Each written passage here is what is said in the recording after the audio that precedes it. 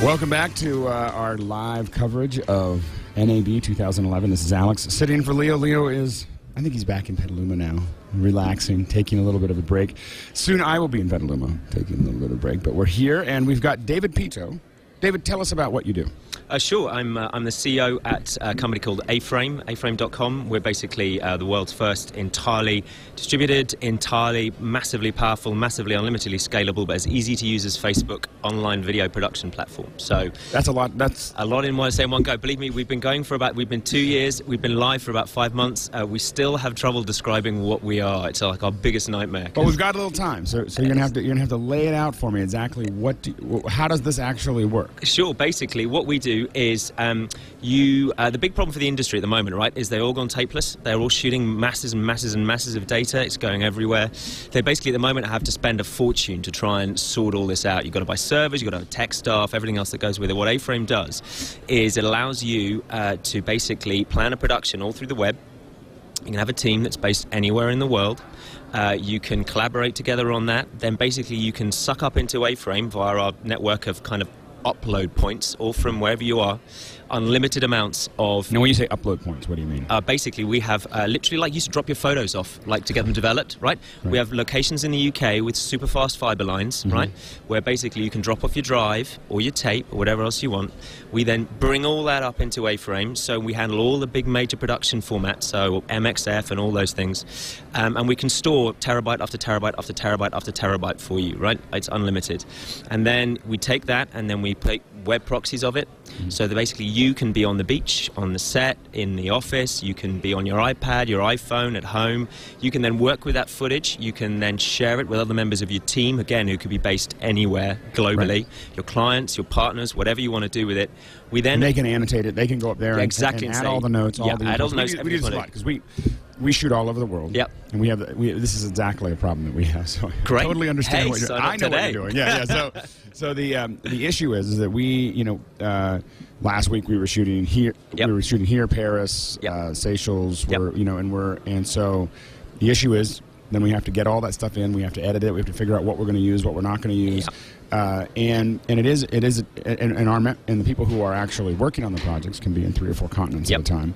Now, how do they get that data back down? Is that just something we give them access as a team member? Yeah, and they basically, it's literally like adding. It's designed, and the big thing I want to love to talk about here is basically the blatant lack of UI design in this industry. But it's like using Facebook. It's really, really simple. So you've started that project. You maybe got 2 or 3 of you working on it. You want someone else to have access. You actually search through the A-Frame database. You find them. You add them. Then they've got access. Then they can download, they can share and do those kind of things. Now, is there a client area that is kind of a shiny place that you can let your clients see what they should see? Yeah, exactly. So basically you can limit what they see. So basically, for example, if you want someone to share a few clips with someone or you want to take a look at it, you can literally just select those, bang in their email, they then get a lovely shiny web page where it all plays. There's none of this FTP stuff, uploading, downloading passwords that don't work. It's guaranteed to play, and they can see it, and then if they want to comment back, they can literally sign in, like one click, they can do it, or they can just watch it. So you have a choice exactly how much and how little these guys see.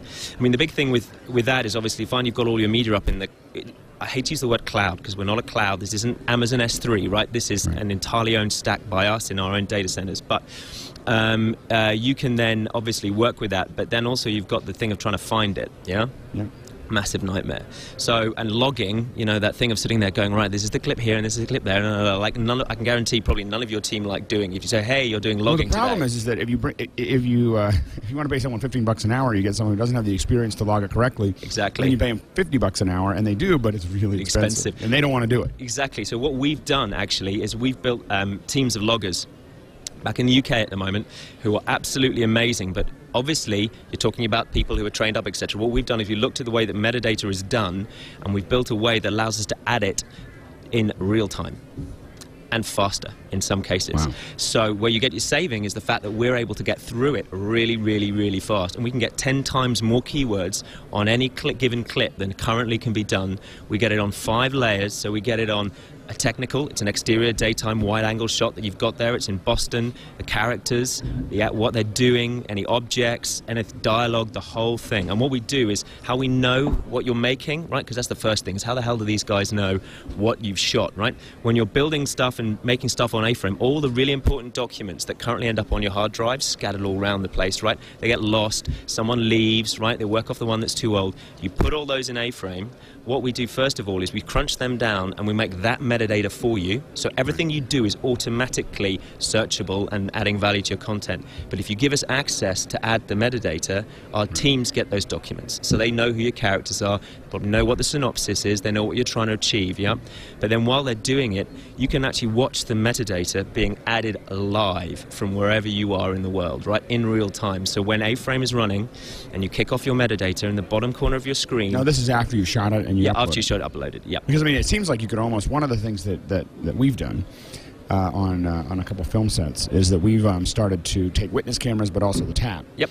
So we'll take the camera tap and we will stream that over the web. Yep. So what we started doing is we started taking that, it in and just simply streaming it to some iOS devices. Yep. You know, you just kind of just on the Wi-Fi. Yep. So anybody in the set can sit there and pop open their iPad or iPhone and just watch it, because we were tired of everyone crowding around the video village. Exactly. So we were like, okay, you don't have to do that. You just type in this code and type in another code, and then you can watch the video. Yep. And that worked great. And then of course you end up with producers who want to see it in their living room in LA. Yep. So then we started doing that. Now one of the things is it seems like if we had time code. Yep. There, we could stream it to you. Yep. And then you could be annotating that Yep. while we're shooting it. Exactly. And then we could give you the tape and then match it up. You can match it up later. Yep, exactly. So that as soon as you get the tape, all you're doing is digitizing it and reattaching all the data. Exactly. And that's the thing, is we're getting a lot of interest. It's really disappointing I can't announce it because it's not signed yet, but there's a big sports franchise based in Europe, which is kind of similar to one in the US, where basically we're just finishing up and they're going to be filming, they film it and they put it onto broadcast television. And sports is a big challenge because this isn't, when we do film, we have one, two, I mean, if it's a huge effects shoot, maybe we'll have 6 cameras going because we're blowing something up. But most of the time it's 1 or 2 cameras, maybe 3 cameras. And sports is like, camera 16, camera 18, so they're pulling a lot of data. A lot of data in. So basically what they've got on the set, they've got a streaming partner who converts it for them anyway, right?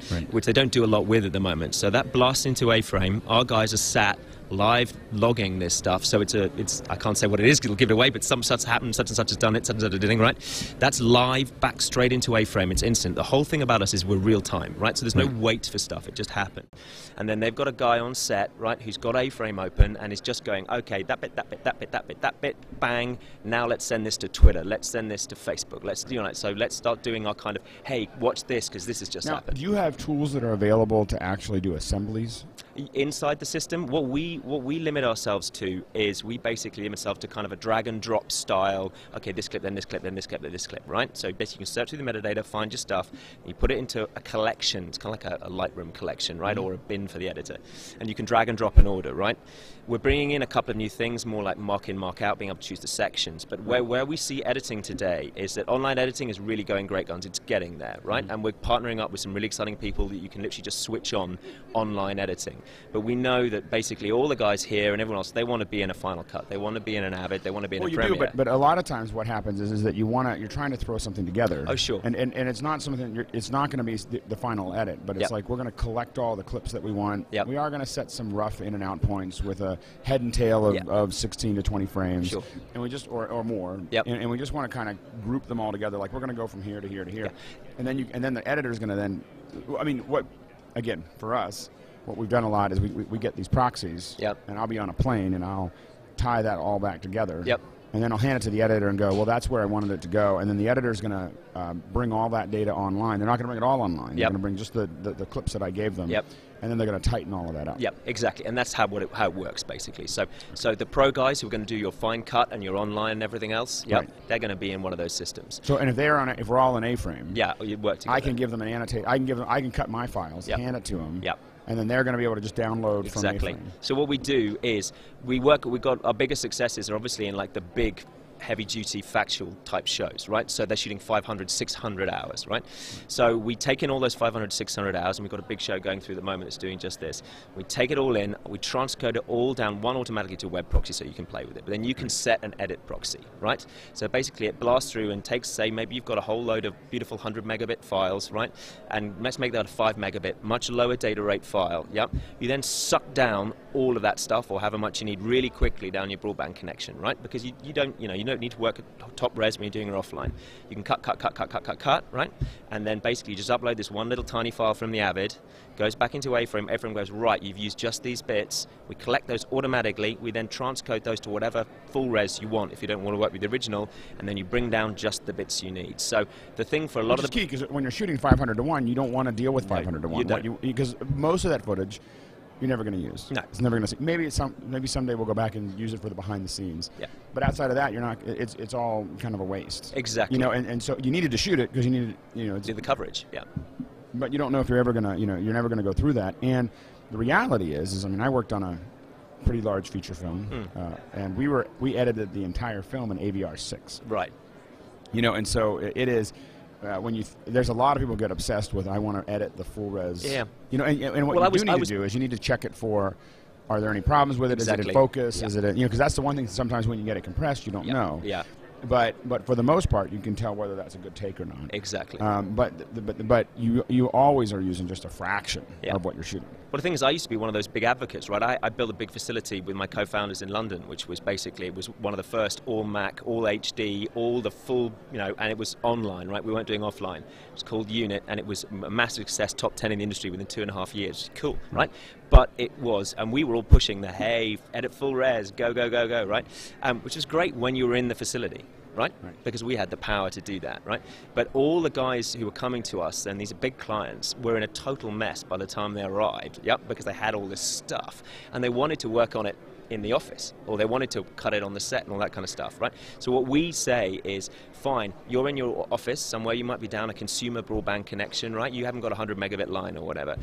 Suck down all those proxies, cut in your office, cut wherever you like, cut on the train, and then upload the file, and then the facility that you're going to for your online. Who's got the 100 megabit connection exactly. or the 1 just gig goes connection? Blam, right? Gets that hour, 2 hours of beautiful high res down really, really quickly, and off they go. So the first time you've actually got this kind of promise of this tapeless world, right? That the manufacturers have done a really good job of selling us. And the other thing is the tapeless is about, because of the troubles in Japan. Yeah. A lot of companies that we're talking to are now talking about going tapeless instead of 3 to 5 years, 3 to 5 months, because you can't buy the tape stock anymore. And that's become, so this is accelerating this whole process dramatically. And then the thing is when they look into it, right? Basically, you have only, if you want to do it yourself, if you want to do it properly, and one, you want to be insured, which is a huge problem that the industry is really not facing up to yet. And how are you?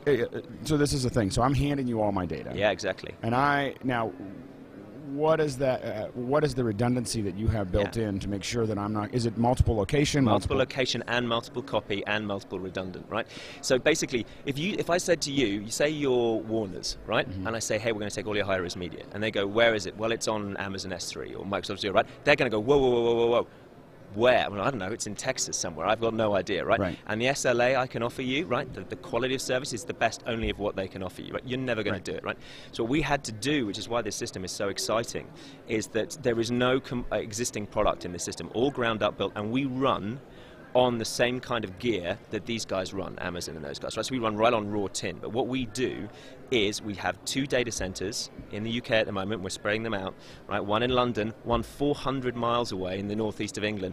Right, and the reason we've done that, which sounds ridiculous, but the kind of thing we have to do for insurance, is that there's something called the exclusion zone in the UK, which is if London got nuked, right, where would still be live? I do want to know that if London gets nuked, I want to know that my documentary can still get completed. Yeah, it sounds ridiculous, right? But it's the kind of stuff you have to go through. And then in there, we have 3 copies spread across those 2 locations, right? And they're both what's called active-active. So basically, if one site goes down, The other one's not a disaster recovery site. We don't have to try and bring back all 4,000 hours. It just goes, that one's gone, boom, we're up, right?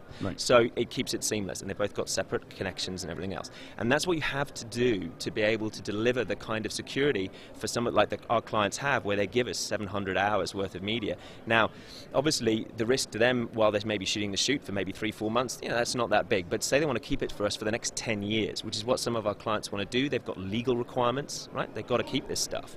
We've got to be able to show that we put the right kind of things in place. So we've done a lot of... It's a good business if people start stockpiling thousands of hours. They do. I mean, that's the thing. And what we want to do to people is, at the moment, they're taking these thousands of hours, right, and they're sticking them on an LTO tape. Yeah. Which is... Oh, I won't say it. Yeah, okay. Just tape. I'm just beyond tape. That's all. And like, to me, the vision is the cloud of drives, eventually solid state, but the idea that we're not, nothing mechanical. Yeah, I mean, that's the thing, is those tapes then go in a cupboard or they go in a warehouse or whatever, and you're sat there and you can't do anything with them. With us, the point is that, fine, you're keeping all that stuff safe, but you're investing in it. You can still find it, right? Immediately. Yeah, because we keep all the proxies live, yeah? So you can still find and search and do whatever you want to do, right? But it's back down on really, really sleepy disk, so it's not really doing anything, but obviously we're keeping it refreshed and everything else. And then when you want it, you just call it back. So say you do series 1 of your big thing, right? And you've got a whole load of stuff in there that's really, really useful. If you put that all out into LTO or whatever else, right, you've got to bring hours and hours of this stuff back. With us, put it down into the archive product, right? Then when you're ready, bring it back, and you've got everything back that you had from the first series. I mean, you get ridiculous things like, we've been working with a client at the moment who just sent a crew out. So clients are paying basically, sorry, we'll get back to that. Yeah. But clients are basically paying for, there's an online storage and there's offline storage. Yeah, effectively. So there's an archive that says, we're going to keep it all safe and it's all going to be there and you can bring it back, but you're going to pay a lot less just to have it sitting in the archive rather than sitting on the fast drives. Exactly, right? Okay. So it's all about making use of it. Our motto is, we make money when you make money. Right? Basically, you're going to be, if you use it, the way that A-Frame works, it's like a mobile phone plan. You buy for a certain amount of storage, certain amount of users, right? And then what you do on the system. So transcodes you kick off, metadata you have done, right? Now the point is, you're not going to be kicking off transcodes or having 100 hours worth of media tagged unless someone's probably paying you. Hopefully. Hopefully, if you are, you're a fool. Yeah, exactly. Right? So we make money when you make money. So basically, down in the archive, we're not getting rich on it, but basically it's the fact that it's there, and when we're hoping you're going to come and use it again. Well, and if you really knew that you wanted to keep it, you'd be paying something to keep that. Yeah, anyway. To make that happen anyway. Yeah, exactly. So and if you're going to keep it, if you want to do it yourself, let somebody special. I always tell people, because I hire a lot of specialties, and I always go, I'm a specialist in video production, and people hire me because they don't have to think about and recreate that wheel, because I'll do that for them. In the same way, you hire a specialist who's just doing. If you want to do an archive, you just hire a specialist to handle that. Exactly. Yep. Yeah. Now, how scalable is this? It's basically like if I'm a one-man operation or two-man operation, is it inexpensive enough, or most of your clients big clients? It's everybody. So you can start with A-Frame for $14.99 a month. Now, what does that get you? That gets you basically a certain amount of storage at the moment, not a lot, but we're basically about to bring that up, and your own storage space and the ability to work with 2 or 3 other guys, right? So basically, you're doing a little thing, you're a student, right? Off you go, $49.99 a month, bang, you're off, right? Because also, it's not just aimed at the big guys, right? And we've got the big guys with us, but this is a freelance industry, right? And so you can sign up literally. It's really, really simple. You don't even need to create a username and password. You can come in touch with your Facebook account, right? And just go click, right, I'm in, okay? And then it's the point that you can be a small guy, a freelancer or whatever else working on your own. One, by joining A-Frame, which is free to just become a user, by the way. You're ready with one click for, say, CNBC to go, right, work with me, right? Which is great. Totally changes the way that people work together. But also, if you take it as a user, you end up with your own storage space. You can put your best bits of work on there, your favorite documents, like having a wallet, right, that just goes with you everywhere. So instead of when you meet that great producer who's going to give you that job and they say, hey, show me what you've done, right, and you give them a link to Facebook or a DVD, right, which ends up in the pile, you go, ting, ting, ting, right, there you go, it's on your phone now, right? And they can watch it, or you can show it to them. So it's all about the fact that all of this stuff is really about empowering people to just get on with things, And at the moment, there's a lot of kind of heavy equipment that people have to buy to get this done, and we just don't believe that that's how it should be. I bought a lot of that heavy equipment. Yeah, and so it's well, those servers, and some of them work really well, and some of the stuff you do need to have locally. And you can put A-Frame over local storage if you want, right? So if you want to have a copy inside your own office. So you make that another instance? Yes. So it's just being backed up. And now, when you have that as another instance, does that mean that you are So, like, let's say I have guys shooting in the field, and they take it to an ingest site, and my edit bay is just seen as another place. So once you guys have ingested and put the metadata, it's being in your account, in your two locations, and it just slowly pulls comes into down to your place, right? Or you can ingest at your place, because our ingester, this is another big thing, right? No equipment. You need an iMac and a line, right? And you open up a web page, right? You just drag and drop all your MXF files or whatever else into there. Up it goes, right? So you don't even need anything where you are, right? It's all about the speed of the connection. Now, have you started a partner? It seems like the next step, I mean, you probably already down this path, but it seems like the next step is to find partners that can do ingest for you in LA and precisely. That's what we do, right? So in the UK, we're teaming up with facilities and camera hire places, anywhere who's got those kind of lines, right? Where basically they can suck up the media, right? They keep the ingest charge, right, for uploading it, which is not big, right? But basically they get that bit of money. But the main thing for them is that it's a way they've got clients coming through their door they might not meet otherwise, who are going to be dropping off media, and then they are hopefully going to, go, wow, this is a great place, I really want to work here. But also for those facilities, a big problem for them is just all this media, right? Well, I have some friends that are sitting, in San Rafael, California, and they have a 100 megabit connection, right? That's sitting there, and they shoot stereo and big HD and everything else. So they already have clients that probably would want to put stuff there. And they don't, that's and their big problem, I imagine, is they have a project that, say, is with them for 2 months, then it goes away for 3 months while they go do something else, right? And then they've got another bit, right? And they maybe have this 50 terabytes sat on their really expensive Unity or ISIS or whatever else, doing nothing, right? Get that off. Get that to us. Obviously, we don't change anything. You can store the whole load exactly as it is. Then when the client comes back, you bring it back. So your expensive storage, your super fast stuff you've got sat inside it, is utilized for those bits that it really should be. And because that's the thing. It's kind of like having built a big facility, I know what it costs to get this thing done. But the pressure on these places is amazing. It cost me to get started in this big facility, 500,000 UK, right, was what we'd raised to get started, which was in 2006 nothing to build a big online facility, right? But then I left, right? I sold out, and my co-founders then sold out, and they've got a new one, right? Now that new one cost them, I won't embarrass them, right? But you can take several zeros off that, right? And it's doing a lot of the work with the same clients that my old place was for that kind of money, right? It's relentless. This pressure is it's going on and on and on and on. Everything is getting commoditized. It's just coming. Now what is to get down to brass tacks? What's the cost per terabyte for online versus archive? Like, what are the real costs that people have as they start to? Sure. Basically, obviously, the more you pre-buy, the more you get, right? So let's take, say, our let's say I want 10 terabytes. 10 terabytes. That costs you 12 pence a gig. UK. I can't do the math. It's about 16, 17 cents, I think it is, or just under. So 17 cents per gig. Yeah, per gig. That's for all the multiple copies, right? So that's $100 and so maybe $1,600 for a month. But the point is, per month. But don't focus on the storage, right? That's the big thing, right? That includes everything. That is an entire system. Ingest, that's the... Yeah, right. No, so it's not ingest, that's not ingest and tagging, right? But the entire system that lets you go, right, is in that cost, right? Because otherwise, if I want to have that online storage, I'm going to pay $60,000 for a RAID system that's going to more than that. You've got to pay for two, right? You've got to pay $60,000 for, you've got to buy two of them. You've got to connect them so that basically you've got to have a tech guy who's going to look after it, or a support contract. You've got your heating, you've got your power. The TCO model against it is amazing. Now, I know it's difficult. Now, when that drops to archive, what does that price drop to? Oh, you go right the way down, right? So basically, unfortunately, I can't release that yet because we're still describing it. But you can drop that down by a massive amount, right? A massive amount. And the point there is that what we do with that is, because that is more dumb storage, right? That's basically really, really cheap. The point with A-Frame is that you've got all this storage, that's fine. If you punt this onto Amazon, you're going to pay the same or more, right? If not more. But you don't have all the services. You've got nothing, right? You've got some dumb storage, which is slow to get to, and and nobody except your tech guy can actually do anything with it. Where with us, because it is that easy, your team is making stuff with it the whole time, and that's included in that cost, right? So you're not kind of going, I've bought a big asset management system, right, I paid a fortune for it, and now I'm paying extra. It all comes together. And so a lot of our viewers are tech folks. They're not. They don't necessarily in the video industry. They're watching a lot of this in this live stream here. Now all my viewers are tech, this is all we do. But this is a little bit to frame it. It's like kind of like Carbonite for the pro video. I don't know what Carbonite is. Carbonite is like it's like an online storage, like online backup for your computer. So for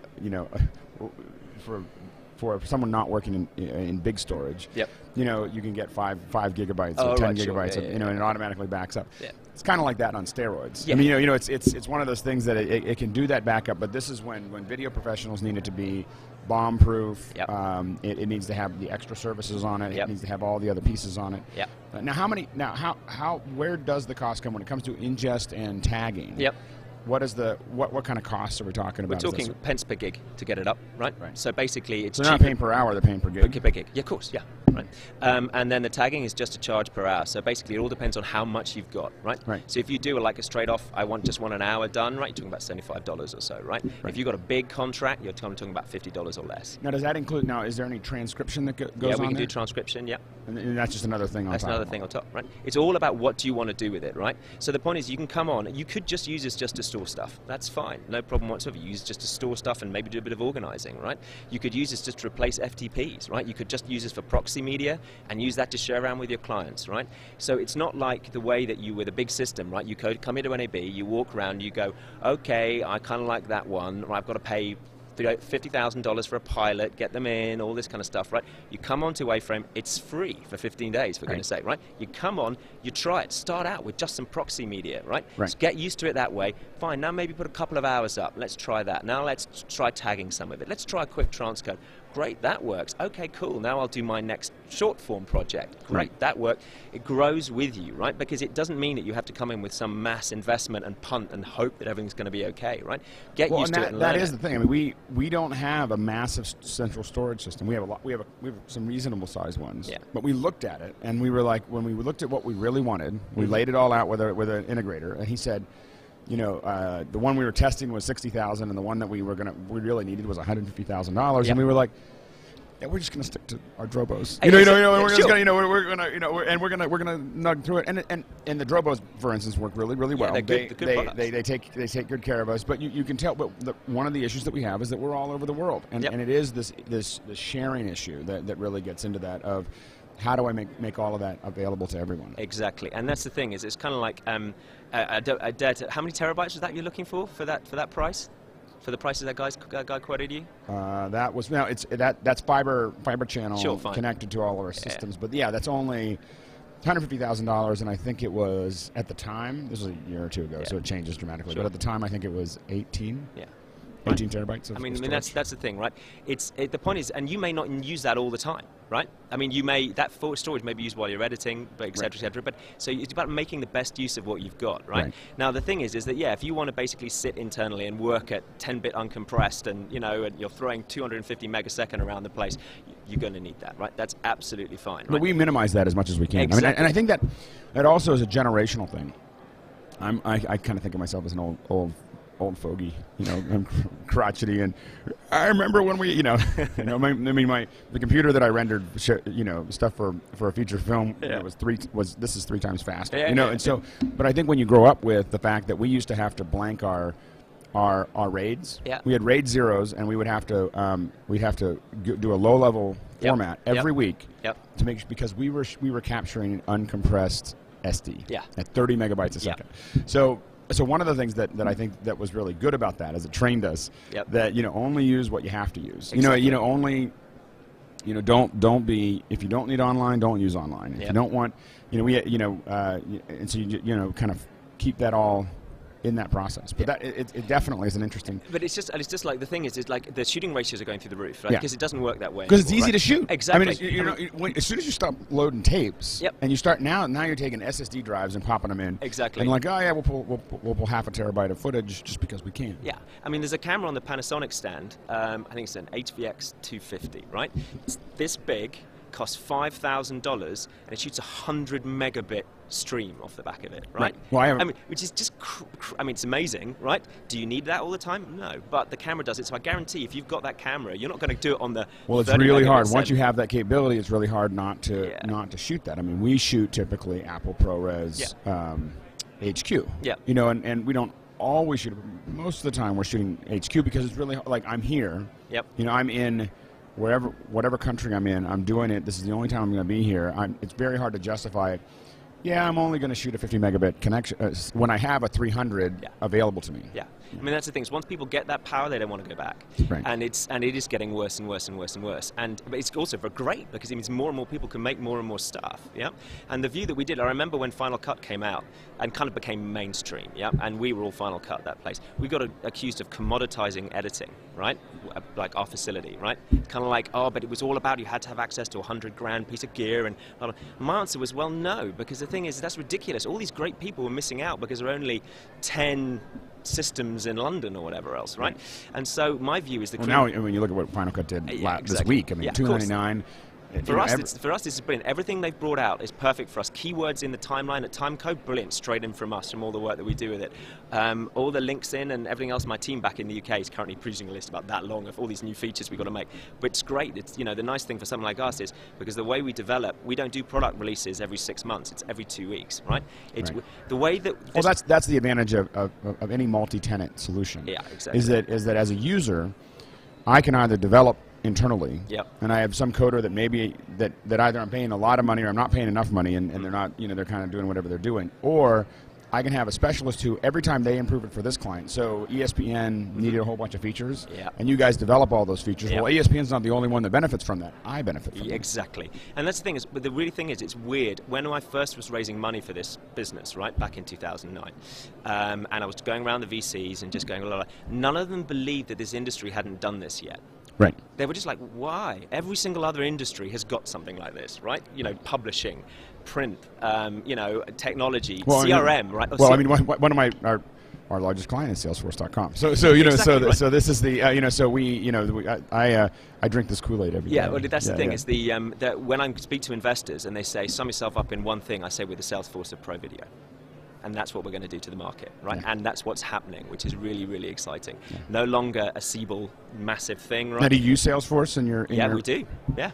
So of course we eat our own dog food. We have to, right? Everything inside our company on our own system runs on our own API, runs on everything, right? If we turn around and said, what do you use for your video on the front end of the website? We don't power it by A-frame. You're not going to use us, right? So we use all those kind of things, and bringing it to this industry is really, really exciting. This industry out here is like a tanker, right? It's going to take a long time to nudge it around, right? That's absolutely fine. But what we're really enjoying is we're meeting people like here today. I met an amazing Indian company out here in America who had been told that we were an asset management system. You can see he didn't want to take the meeting. I was like, let's go to the Renaissance, have a coffee.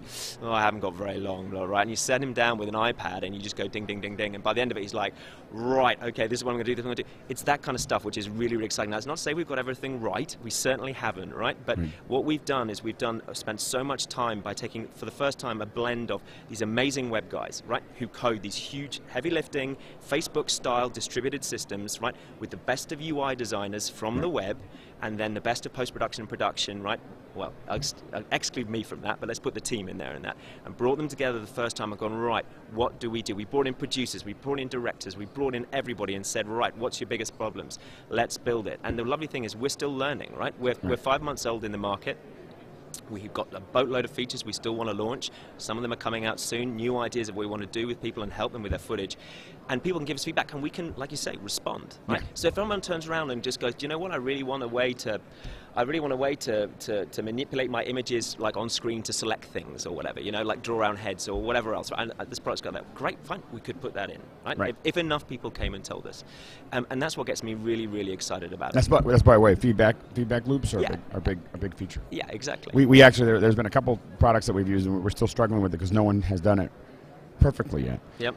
Of just being able to give people feedback. Yeah, and that's kind of what we do already in the text-based world. But if you wanted to say select someone's face and just go, actually here, do a bit of grade on the eye or whatever, there are products that can do that. And actually the way that we're going to do it, which is exciting because we're just signing our first guys at the moment onto the system, is we're a platform as well as a product. So if you have a great piece of editing software, online editing software, or a great piece of online graphics software, that kind of stuff, you'll be able to hook into the back of A-frame with the API, have a button inside A-frame. Now, have you guys connected with companies like TWiT software? No, not yet actually. So they're in the back of this booth, and I would highly suggest going over and asking for Seth. Cool. All right. Seth Rosenthal. So TWiT software has a thing called RV, and in our industry, in the visual effects industry, almost everybody's using it. Okay. So RV is I can do playback, and we can all play back together, and, in the LAN and sit there and circle stuff, and they've got all the paint functions and everything else, and they're already connected. And what they do is they're already working with you know, a variety of the management tools. Yep. So they already do a lot of that. They know how to do that. Cool. And so what you can do is you can have all your selects that you're going to talk about for dailies. Yep. And they'll just load up all those clips. Yep. And then we can go through and we can annotate them all. And then what would be great is for them to be able to pass that all back into it. But that'd be a perfect well, solution. that's exactly what it is, because for us, we're never going to build all this stuff, right? And theirs is perfect. Yeah, I mean, exactly. There are these great products out there, and the way that we look at it is in terms of, like, look at Facebook. You use Zynga on Facebook to play a game, right? And Zynga's a separate company, but it's hooked in, and you choose to play a Zynga game or a different game or whatever else. For us, is we've done, and what people are getting excited about plugging at the back of us, is we've finally done all the heavy lifting. Right. So big, massive MXF upload, maintaining all the metadata, the dark metadata, everything, the transcode, the delivery, all those bits, and made it easy for the end user. Right. Now, when you come onto A-Frame, what you want to do is you start your A-Frame project, and you go, right, on this one, I want to use RV, and I want to use Signian, and I want to use this, and I want to use that, right? And great, and off you go, and use them all, project finishes, you turn them all off you go, right? And that's the dream, is basically for you to be able to choose your perfect ecosystem or your workflow, pay as you go, right? And get it done, and get past all that messy integration, which means that a lot of companies outside of the big guys, and even they're trying to avoid it, don't have to sit there for 5 weeks, 10 weeks. I think the big guys get it faster than the little guys. A lot of little guys like us can sit there and try to, you know, we'll try to tie all that stuff together, but the big guys are like, oh, we know how much this is going to cost. Yeah. It's great talking to you. Cool, no problem. Thank you so much for stopping by. I would love to talk to you a little bit more. Okay. After this. Hey, sure, no problem. Related to our stuff. So let me. We could do a live business card exchange. This is what NAB looks like. So we sit there and we go, I want to make sure that I have hold the that content. up and kind of go. There we go. See, it's A-Frame. There we go. We'll talk some more. But that is what, you know, that's what NAB is all about. Yeah. Passing these cards around. But thank you so much. Pleasure. David Peto. Yeah, that's correct. And it's aframe.com. Correct. And definitely check it out. If you're doing video production, this is something that I didn't know anything about it until you came up and sat down, and I'm already excited. So you know, this is definitely a problem that we're constantly dealing with. Cool. So. Well, there's a free 15-day trial there. Click the button. You're in. You get 10 users, 2.5 terabytes. Go and just Fantastic. try it. Thanks, David. No problem. All right. Take care. Cheers. So we're gonna. I think we're gonna swap out here. So thank you. And I want to make sure while we're doing this, I want to thank, of course, our sponsor, Netflix. Netflix.com, of course. Now I don't. I don't know who is watching this and doesn't have Netflix, but I'll just remind you that, of course, Netflix is just a great way to watch movies. This is the way that I watch movies. We have Apple TVs and Rokus set up in all of our TVs at the house, and on my iPad, on my iPhone. And the main thing is, you know, I started using Netflix years ago, where I was downloading. I mean, I can have discs delivered, and of course you can still do that, where you have discs delivered via snail mail, and you can, every time you get one, every time you send it back, you get another one, or you can set up to 8 of them at a time. And so it's just that's how it all started. But now you can stream it with of course, with Netflix Instant Play. You can have Xbox 360s, PS3s, Apple TVs, Nintendo Wii's. Many of the TVs that you can buy have Netflix built into it, so you don't even need to have an extra box. It's just an incredible service. I'm not sure, you know, we're going to be talking to Chris Brown at NAB, and I was just about to say, I suddenly looked over and I was like, I watch a lot less TV every day, you know. Yeah, exactly. So but we'll talk about that. But it's one of those things that you have so much access to all the things that you want, those movies that you haven't watched in a long time, the TV shows that you wanted to watch all the way through. My favorite is Law and Order SVU, and we have all of them. So it's kind of like the good. I want to turn my brain off for a little while and watch a TV show, and it's all up there. I don't have to figure out what time it's going to happen. So it's just a fantastic service. You can, of course, get a 30-day free trial if you go to netflix.com/twit. That's netflix.com/TWIT.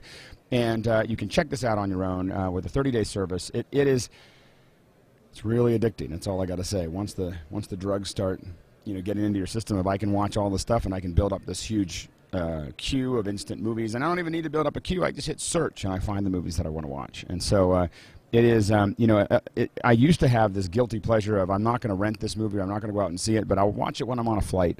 And all those movies are you know, on Netflix. So definitely check it out. Once again, netflix.com/TWIT, and you can get a 30-day trial. And if you if you're like one of the 3 people that are watching this that don't have Netflix, you should go up and at least give it 30 days. So anyway, thank you very much. So coming up next here, we've got Chris Brown, who is the Executive Vice President of NAB, right? This is, or the... I'm going to pull that mic a little closer to you. I'm of our Conventions and Business Operations group. Okay, so your job is to do this. Do this. Make this all happen. This is it. I'm tired today. Yeah, I was going to say, this is by the end. So this has been basically you get a couple days off and then you start on 2012? Pretty much, yeah. I appreciate that because most people ask me, what do you do for the other, 9 months of the year? So, I guess I don't know how you get it done in a year. Yeah, it's exciting. I mean, we believe it or not, we actually start more like 16 months out. So we've been working on next year's show already for about 3-4 months, already selling space to exhibitors in the show. Well, it's very competitive because to get the Grass Valley has kindly given us a good backdrop. Right. Yeah. Absolutely. Lots of screens beautiful, and a beautiful background here. And but to get that space, you're not doing that today. You're doing that correct 4 months ago. Yeah, before. And and a lot of people don't know the insides of this is that you have to be here for a long time, right? Because there's a certain pecking order based on. That's exactly right. You're very informed. I appreciate that. Yeah, but no, we do sell and assign the space based on the number of years of participation that these companies have had in the show, and also just the amount of participation that they have. So it's a formula. Everybody gets a point essentially, right. And there's an order. So and the points are based on number of feet that they've used, how often years in the show. So it's based on we want to reward loyal customers and right. and customers who participate at a higher level and that type of thing. No, absolutely. And so how has the show turned out for you this year? I think it's been great. Hopefully, what do you think? I mean, it's been great. This has been probably this is my 16th NAB. Yeah. And I started off as a demo artist. Oh, great. Okay. Over in the sands. Oh, good. So I've seen it grow. For me, it's grown. We didn't even come for the first 3 or 4. I didn't even know that it existed over here. It was always just the sands. So this is I've been more excited about this NAB than I have been in maybe 5 or 10 years. I mean, there's so much happening right now. I mean, there's so much chaos to some degree, but there's also just so much going on in our industry. I think it's for the big guys. I think there's some challenges, and for a lot of the nascent technologies that are picking up, there's a lot of excitement. Yeah, you said it very well. Yeah, and I agree. It does seem to be a sentiment that's being echoed, and certainly what we're hearing, people are feeling very good about the show in general.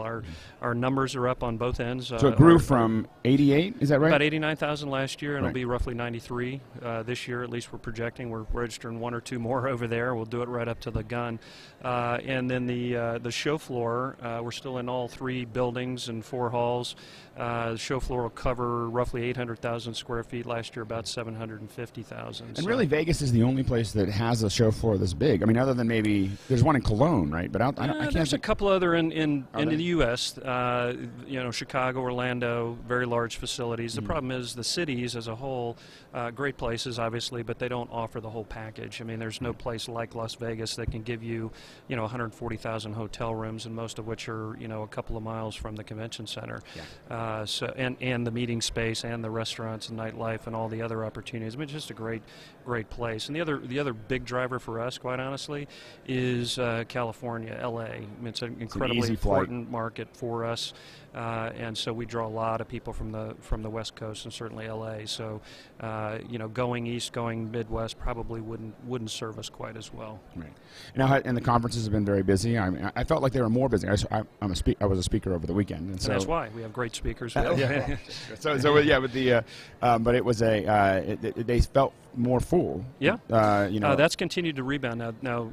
All of events like this, and certainly all of us, felt some pain during the couple of years of tough recession, right. And the conference side was one of the areas that probably took one of the bigger hits. Right. It's just people are paying for those, and so when folks cut travel and training money, unfortunately, that type of thing, we saw those numbers drop considerably. That's come back. It came back in a big way last year. I mean, we probably had a 30%. No, we had over a 30% jump last year in conference participation. This year, it's going to be another strong jump, probably over 10% again. So that's seeing a nice upswing in general. Absolutely, and how it seems like we're seeing a lot more of this happening at the show, because there's TWiT, of course, is here, Digital Buzz, and the post pits in the background. It seems like you guys have really been focusing a lot on really providing the space and the opportunity for live streaming opportunities for a lot of different organizations. And coverage, I mean, and thank you for being here. We're delighted that you guys came and are doing this. I mean,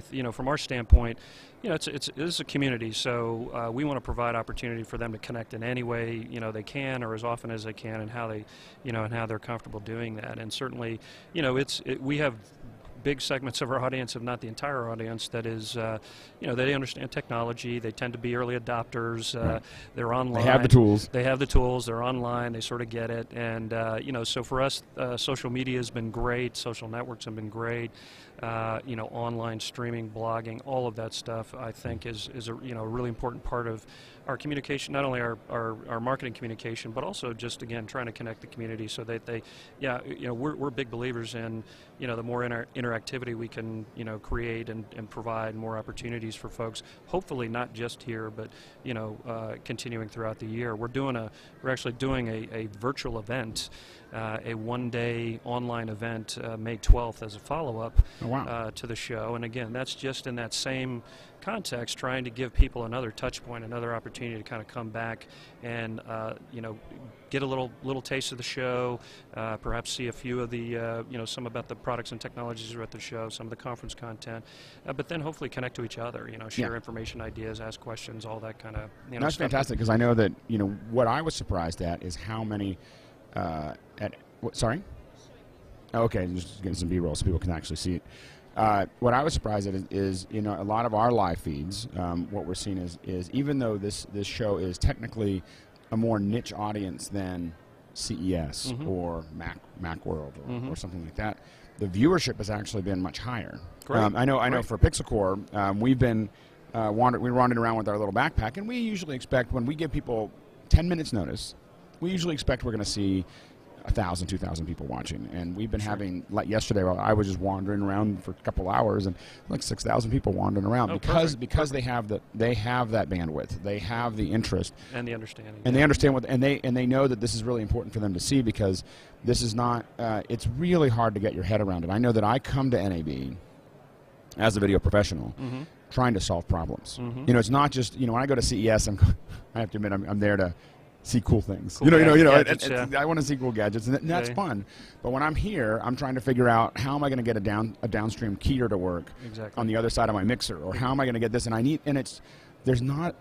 This industry just doesn't have the online resources that the consumer industry has. Right. Where if you don't have a great relationship with a good integrator who can sit there and talk you through it and who deals with it, this is the only place you're going to see the stuff. Yeah, these are the pros. I mean, that's really the enormous value of what happens here, is you do get the thought leaders, you do get the technical professionals and the folks that have done it for years and years. So you're right. If there's somebody who can figure out how to do it, they're probably here somewhere, either in a booth or in the aisles or wandering around, and you ideally want to be able to connect to that. It's and because you've been here and you've done it, but I mean, it's got this community, this event has always had, from the day I started doing this back in '99, believe it or not, just an enormous energy and connectedness, and that's what makes doing the show fun. Well, and for people who are watching, I think that it is important to realize that we've done a lot of streaming this week. A lot of people have done a lot of streaming, but there's nothing like actually coming to NAB and walking through and touching the cameras. And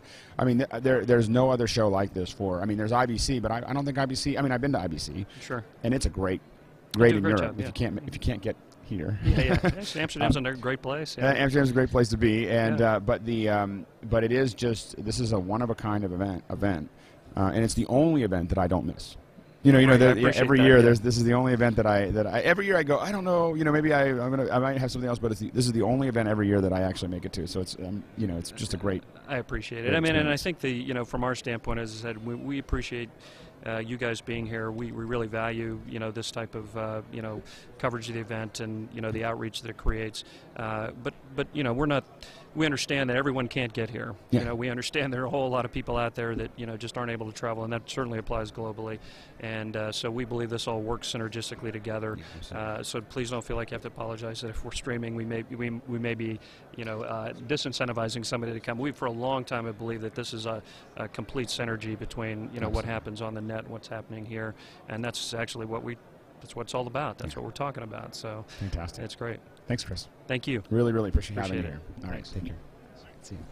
All right, so we that is Chris Brown from NAB. Now he's managing all of this craziness back here and putting this together. And I have an old friend coming up here, Dan May. And so Dan May from Blackmagic Design is going to come up and show us some cool little things. We were just shooting these yesterday.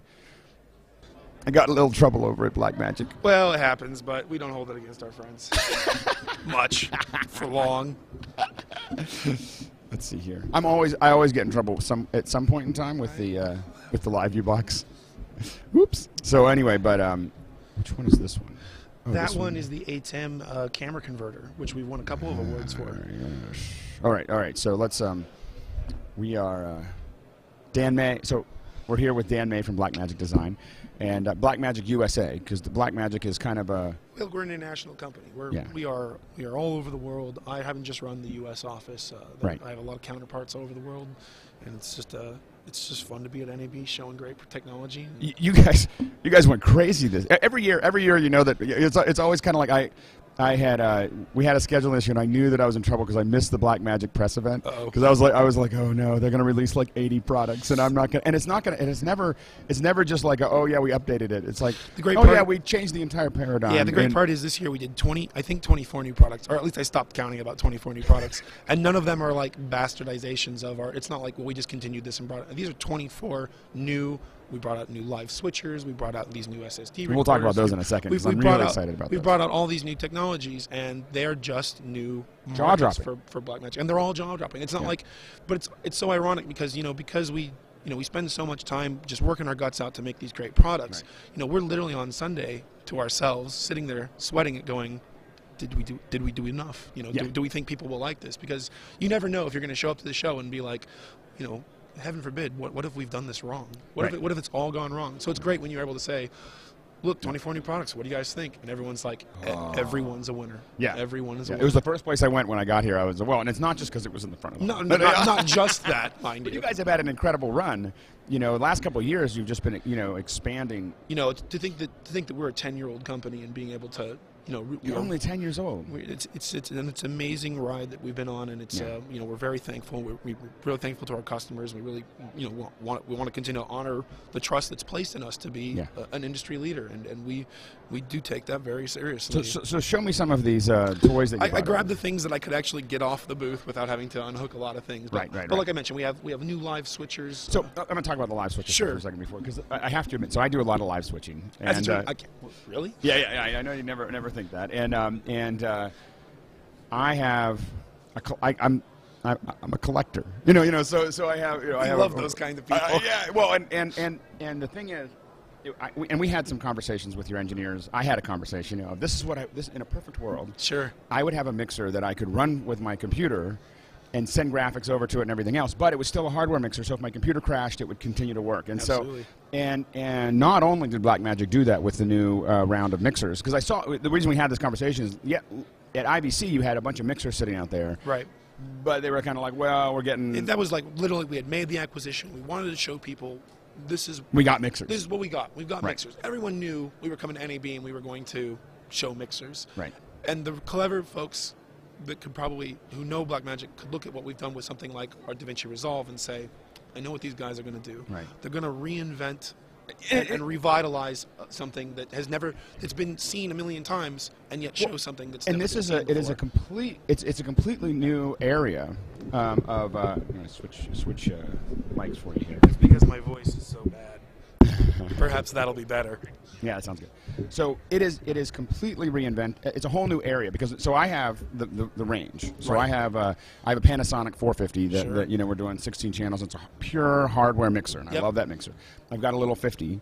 I've got a Data Video 2000. We use Wirecast. Man, has anyone told you you're a collector? I told you I'm a collector. We got a TriCaster over here. Yeah. That TWiT uses for this, and so, and we use all of these mixers, but they're typically most of them are software or hardware mixers. And what I thought was really interesting was this idea of taking it where you can just buy the board. It's almost a scalability. Yeah, it's something you don't really see a lot. And adjustability, like you can decide how you want to run this. So I can buy a board and I can input 6 channels up to 16 channels. I think is that 6, right? 8, 16, something like that. And I can pay anywhere from $9.95 to $49.95, which may sound for consumers may sound like a lot. That's nothing for this kind of stuff. I mean, my Panasonic mixer was over $25,000. Right. So exactly. And then I can decide how I want to control it. So I can control it with, I can go ahead and buy if I want the creature comfort of a control surface, there's control surfaces that I buy separately, but they all come with the software control panel. Yeah, so the thing is I can just put that on a Mac and PC. Mac and PC, and I can run that mixer from my laptop. Absolutely. Now what am I getting, how low is the latency on the laptop? It's that's largely going to depend on what your setup is going to be. But as we're setting it right here. So if it's connected directly, it's you boom. push the button and it goes. Right. Which is obviously the ideal situation for a live environment, right? You don't want to be going through, a bunch of switchers, a bunch of Ethernet bits, and. But if I did, I could theoretically have that set. So I could, and so one of the things I think is interesting is you put one of these boards in your shooting room, and you pipe that all in, and then. Anywhere in the office, I can plug into the gigabit Ethernet and open up a laptop, and any laptop can see it. So I could theoretically have a backup laptop. If the great part is you can have the laptop and the panel at the same time. So somebody could actually be doing. I'm going into Photoshop to use a Photoshop plugin to create this graphic, while the actual user is going over and using the actual physical panel. Right. So it's got a whole great set of kind of we want to put these bits together, how you want to put them together, and it removes a bit of the barrier to entry into a live switching market, but it really serves increases the portability too. We're shooting all over the world, and my big problem is how do I get it into a small package so that I can actually get there? And looking at that little 1U, I was just like, oh. So we're and these are all coming out in spring, summer. Yeah, we're all rolling these out. I think the 1ME switcher panel we have will be out probably next month. The longest one will be the 2ME panel, which will probably be at the end of summer, fall, and the television studio, which is the one rack unit that's just gorgeous. That'll come probably in the middle of all of that. So very exciting for us. Very, very exciting. I'm excited about what you're showing here. That close to your heart for that one. I just do a lot. I do a lot of it, and I'm just like, oh, this is great. So anyway, that's great. So and you brought some smaller things for us to look at. Yeah, I brought some smaller things, some award-winning things we have. I'm trying to think what we'll do with the first one. This product here, this is our Thunderbolt product called our Ultra Studio. And this one's working. This is a working Thunderbolt I/O product that we have showing in the booth. We have it showing. Turn it around so they can see the connectors. Let's show some connectors rather than that boring part there. The exciting thing about Thunderbolt is, of course, the data rate you're getting there. 10 gigabit per second, but both directions. More than enough that we need to do uncompressed video I/O. So for many years, people would say, why can't Blackmagic make that laptop solution? At the end of the day, Blackmagic prides itself on being basically an uncompressed solution. Right. Yes, you can do compression by using CPU power to do that compression, but we always have been an uncompressed solution.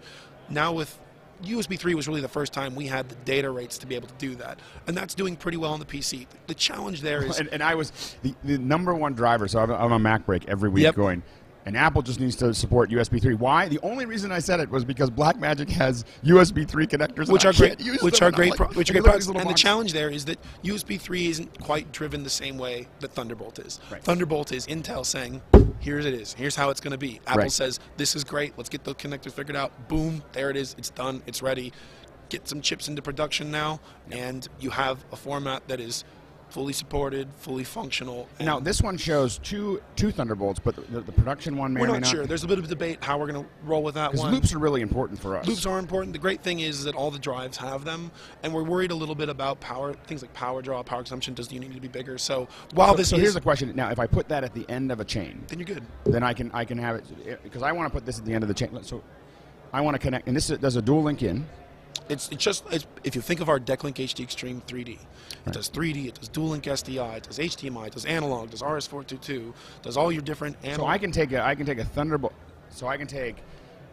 So we have so over I can there take two F3s and I have them on a beam splitter and I can run them into this guy. I can open up your Media Express software, Media Express, which we've caught stereo on a Media Express out of a 3D-A1. Absolutely. And it was just seamless. You just hit record. Everything's. For us, it was. We tried. Yeah, it was great. We tried to do a and that's good with the job. Extreme board. But now I could theoretically do that. Same thing. On a laptop. On a laptop, get yourself a nice Thunderbolt array Yep. so that you can capture that as uncompressed video. So you go. Because what you need, and yeah, go ahead. Let's say, so we have showing laptop, Thunderbolt array into that, then loop through that into this unit. So now you've got your ins going into there, capturing it as uncompressed. Got your video outputs going to monitors. Now, do I have any worry? So let's say I'm taking a uncompressed 444 signal. Sure. I've got 180 megabytes a second. Sure. Am I going to have any issue with the laptop's speed, or is this all happening? It goes right through the Thunderbolt. So it's 10 gig per second. I mean, it's beyond what we need for this kind of stuff.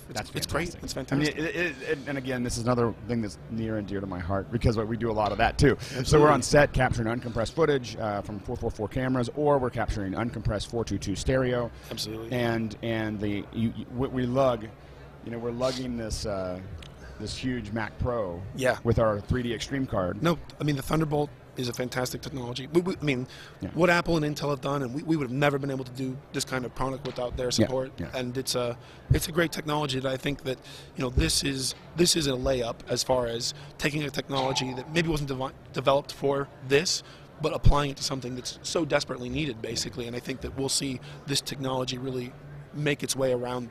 You go through this South Hall next year. It's going to be everywhere. It'll be everywhere. Yeah. So show us some more. So that's a very cool product we have here. This kind of actually ties back into our live switchers. This is our ATEM camera converter product. And now at a very basic level, we are known for having converters. Yeah. So this does actually function like a SDI HDMI to fiber converter, and it is bidirectional as well. Now we have a product that's very similar to that, but what this really makes this special is this is really meant for when you have that guy who's on your live shoot, who, let's say you're doing a guy's on a video camera down a long way away. Long way away.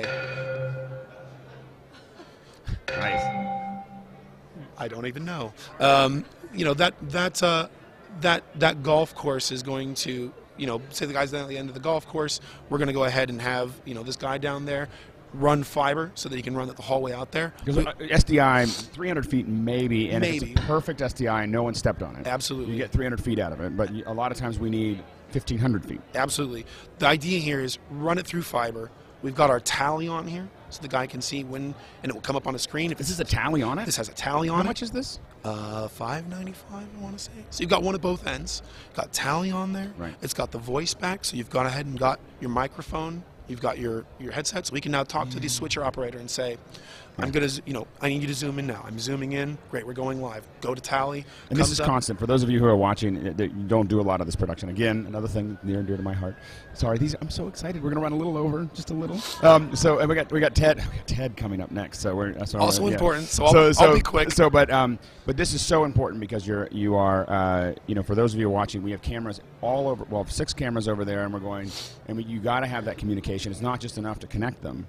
And tally is an issue where you're buying a whole other subsystem and a whole other set of wires if you don't have it all integrated. So this makes it a very simple solution. This is almost like you get a lot of what you would get out of a CCU in some cases. You're not controlling the camera, but a lot of times one of the things the CCU does is it gives you that communication. We can do things like put the program up, so if you're on your camera, you can see both the program or what you're shooting. It's a fantastic product, and I don't want to keep you all day. Okay. So let's do one more really quick.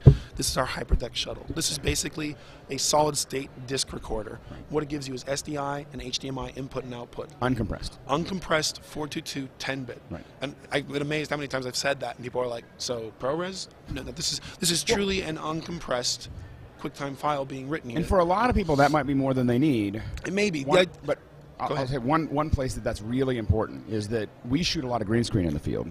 And one of the places that this is really important is that I want to be able to get uncompressed out of the back. So all of your cameras, your little HV40 all the way up to an EX3 or an F3 or whatever, they all have uncompressed footage that's coming out of the back of that SDI or HDMI, and you want to get all of that if you want to pull a good green screen key. Absolutely. But what they're recording internally is horrible, and ProRes is fine, but it's not as good as it could be if you could get that pristine quality. The other important thing is uncompressed fits into lots of different workflows. Right. ProRes is great. It is a great format, but the fact that it does uncompressed means that I can put it on the back of my switcher to master. I can put it on the back of the camera to have an uncompressed. I can use this as a playback device. There's just so many little things that this device does. And it's battery powered, so it'll last an hour. It charges via this. Well, it lasts an hour, but the other thing is that if you lose power, you're not losing the record. You're not losing the whole thing. Right. And the whole thing costs $345. And then you have a more industrial version that's $995. We have $995 for a rack mount. We think of that more like almost a VTR, where I'm going ahead and I'm shuttling through, I'm laying off. Has different functionality in there. Again, award-winning ideas,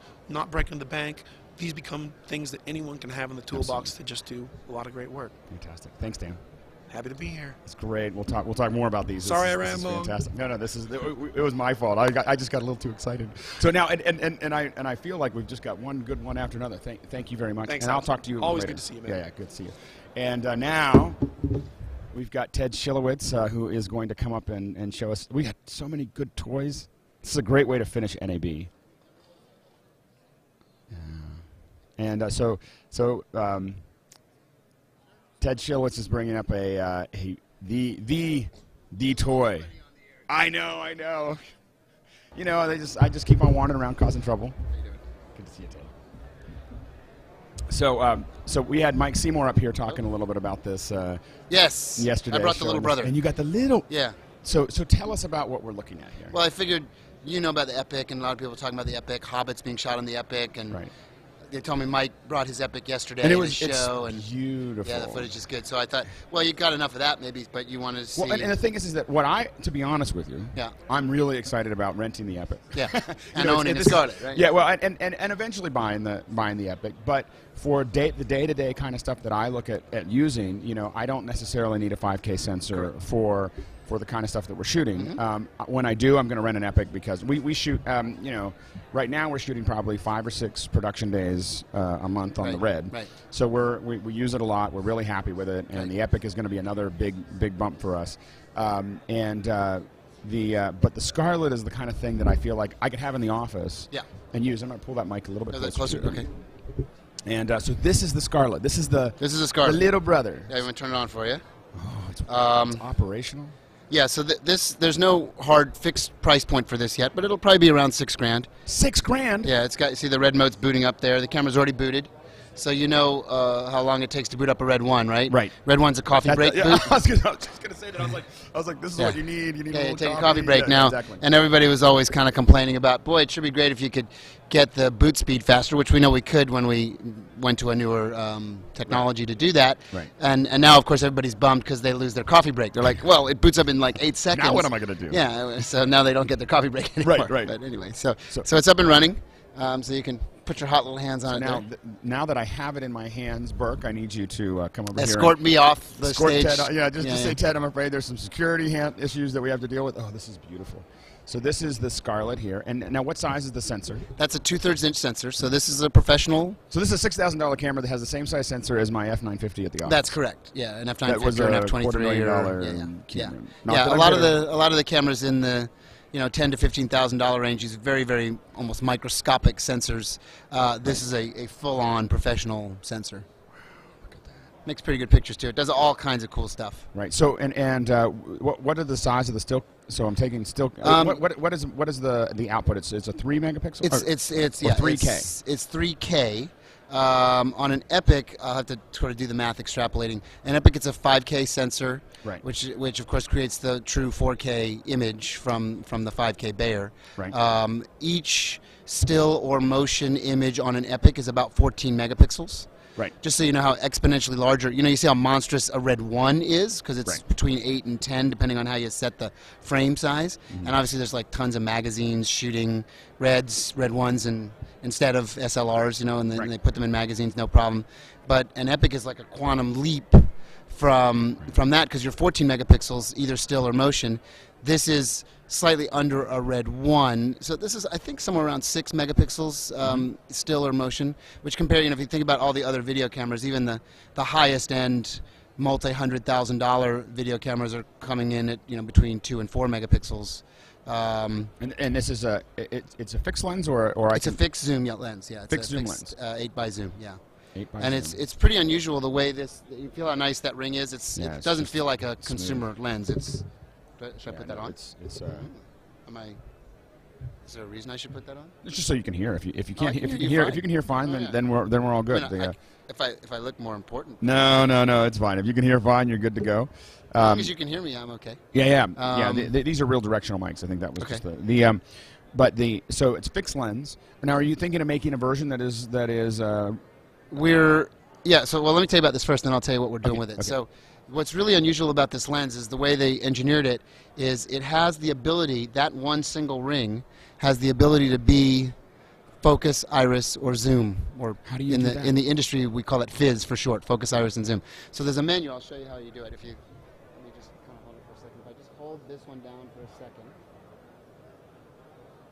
Now I got a menu there, so a little sub-menu there, and I can assign the ring to either be focus, iris, or zoom, and then the other two can be automatic or off the rocker on the grip or anything you want. So depending on how you want to use it, if you want to do a nice, really slow feather zoom and you want to lock off your iris in a shot like that, then you're good to go.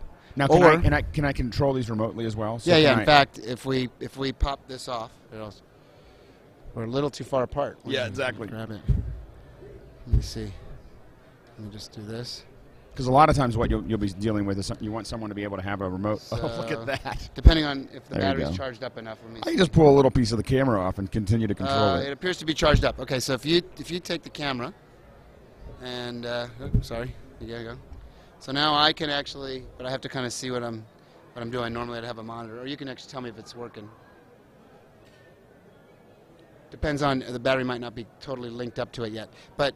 Right. What happens is I can control it. You can see. I think if you see the time code. So instead of having your little Preston time code running there, instead of having your little Preston remote control, you have a little remote. To a certain extent, it doesn't do focus and stuff, but it does all of the status.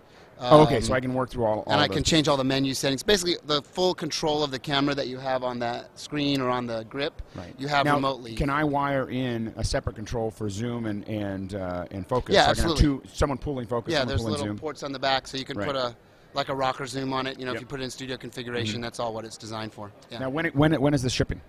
I always have to ask. Yeah, well, as soon as it's ready is and the real answer. I'm not really asking when is it shipping. I'm like, when can I buy one? Yeah, I think probably late summer is a pretty good target. Very nice. We never know till we're sort of done with the game, but it's we've had it up shooting in helicopters. We've had it shooting a bunch of test shooting now, so we're getting pretty close. The form factor is very similar to the Epic. Yeah, it's a pound lighter. It's thinner. Right. But it's ultimately sort of just and a that form factor version. makes it great for 3D. Without with question. Both the Epic and the Scarlet. Yeah. Being able to get it onto a beam splitter and not be taking up as much space. Absolutely. Well, it's why all these giant budget 3D movies are being shot with Epics now all around the world. Right. This is also you're gonna see some very strong popularity with these when they come out for that. Oh, absolutely. No question. And then the lenses will match pretty well when it comes to 3D. So that's always one of the big challenges. And it's just now, and this comes off. Yeah. So it's all very modular. Yeah. In fact, the thin little piece on the back there, this is the camera. This little piece right here. This comes off and can be done on the back if you want to go 3D and be narrower. This comes off. It's all very modular. That's fantastic. And it just. The industrial design, it just feels good. It feels like, and while it's a little heavy, I like that because I like the fact that it's solid, and it's and you're not going to work. And the interface is a huge jump up from what we had with the Red. Yeah. I mean, that was one of our big complaints with the Red. Yeah, it was a little primitive. Yeah. And you just felt like you were going through menu. Now you've got a touch screen. You can slide around on those things and just do whatever you want. It's fantastic. And of course the Epic has been a big hit. People are excited for people who have it. I know I have a lot of friends that are in the list. Yeah. And they're excited to get their Epics. And you've got 2 versions of that, right? So you have. We will ultimately have 3. 3 versions. We have the Epic M, which is shipping now. That's the machined Epic. Right. The first ones we're building. We're going to run into a little time gap of delivery because of some of the issues in Japan that have happened. Right. We source a few components from Japan, single source components that we're now resourcing. and we'll get ramping up again, and those will go into the Epic X cameras, which are the ones that will be the first mass-produced cameras, and then eventually we'll do something called an Epic S. And what's that? Which is sort of a entry-level Epic. It was what was going to become the Scarlett interchangeable, but because it seems that the logic of those still motion users are okay with a slightly bigger form factor, and the Epic chassis is more capable of doing that with the removable lens, changing out lenses. That was a better decision. Doesn't mean we will never do one of these with an interchangeable lens. It just means on the plan right now is what used to be the Scarlett interchangeable is now the Epic. S. And you have no idea what that price point is going to be. I have a pretty good idea, but nobody else does. Yeah. So anyway, so this one's running about ballpark of about $6,000. That's our target. We'll see when we come in. Everybody knows we're pretty honest about this stuff, and we try and make things as cost effective and well, and that's the thing. I mean, valuable for the customers as possible. We talk a lot about Red, and the one thing is that it's revolutionized the industry. It's one company that has stopped. We're not going to all do something that's comfortable, and of course that comes with we don't know. We're not looking down a nice little paved road. We're cutting through the forest, and eventually we're going to hit a tree, and then we're going to move around that tree, and we're all in for the ride. Yeah, and that's a good way to describe it. Yeah, and I think that because a lot of the other everybody else is. They've had to catch up. They've had to run behind because the issue is that when I look at the F3 and the AF 100 and the FS 100, the one thing that we constantly are talking about is the fact that those wouldn't exist if Red didn't exist. And they're all really good cameras. They're just cameras. Not high resolution. They're not movie cameras. They're TV cameras. Right. With big sensors, but they don't actually derive high resolution. Right. Now this is what formats of red code? Which ones are the Scarlett? Is the Scarlett's capturing? 42 red code 42. Oh yeah, we've actually changed all that. If you look at the corner there, you see there's a RC menu there. Right. You can click into there and you can slide around. What we've done is we've simplified that nomenclature. Right. Where we used to say it was red code 28, 36, and 42. Right. Now it's all the way from 3-to-1 to about 20-to-1. Right. Depending on how you want to use it. Right. And you can just basically choose the compression ratio you want. Right. So the here, and people want to see the interface there. So the yeah, you're in the exposure mode. That's why exposure mode there. That's why those little red lines are. That's a way to show exposure. Show what your exposure is there. The let's see if I can click on. You want me to do it for you? Yeah. I got myself into it. We did that with the Epic yesterday too. So the and the interface and the controls have just jumped dramatically. Now, what are the frame rate options on the Scarlett? The frame rate options on the Scarlett, similar to the Epic, in the fact that I'm going to reboot it because you kind of. I screwed it up. It's all right. You're allowed. we'll give you a pass. Similar to the Epic, where on a red one, you have to window down the sensor to get to the high frame rates. On an Epic, we can go 5K at 120 frame. On a Scarlett, we can go 3K at 120 frame. Now, of course, the good news is when we do have to reboot, it's already rebooted, right? So it's already up. So let me turn that around. So you can get 120 frames a second, and so that and that is a dramatic slow-mo for people who are wondering. Yeah, I mean, it really is a 5-to-1. So we've used it a lot with the Red. Yes. And it's been it's just been great for those shots where you just want just a little bit of slow. Now the Epic will do 240, right? The Epic now, since you talked about cutting through the forest and making those leaps around the trees, well, every once in a while you jump into a really cool area because you're willing to take those risks. So the Epic, in the last tests I did right before I left for NAB, we were testing in the lab. We're up to 300 frames a second in 2K. Wow. On the Epic, which is phenomenal, and over 300 second if you want to take it to a 720p res. Turn that just a little bit. So people can see Which way? They just want to see the back of it there. Like that? He's going to zoom in. Yeah, right? There we go. I can lower it down. Okay. But yeah, so 300. Ratio, and for those of you watching, I mean, when I worked at a visual effects facility in Northern California, when we want to do 320 frames a second for effects, there's this big filament. I'll shoot you while you're talking. There's a. You want to turn it the other way? Burke's asking us to turn it the other way there. There we go. So you turn up this high-speed camera to do 320 frames a second, and you get just a couple seconds before you're out of film. Yeah. So you turn it up and you go. and you hear this thing start out, and then you hurry up and do it. You have speed, and like you do whatever you're going to do, and then you know, because that was the end of the film. And now we're just do 20 minutes of it. Now the Epic has the HDR. Correct. So does Scarlett. So I can show you that. I want one. You guys see? Yeah, you can see. Okay. That's all I gotta say.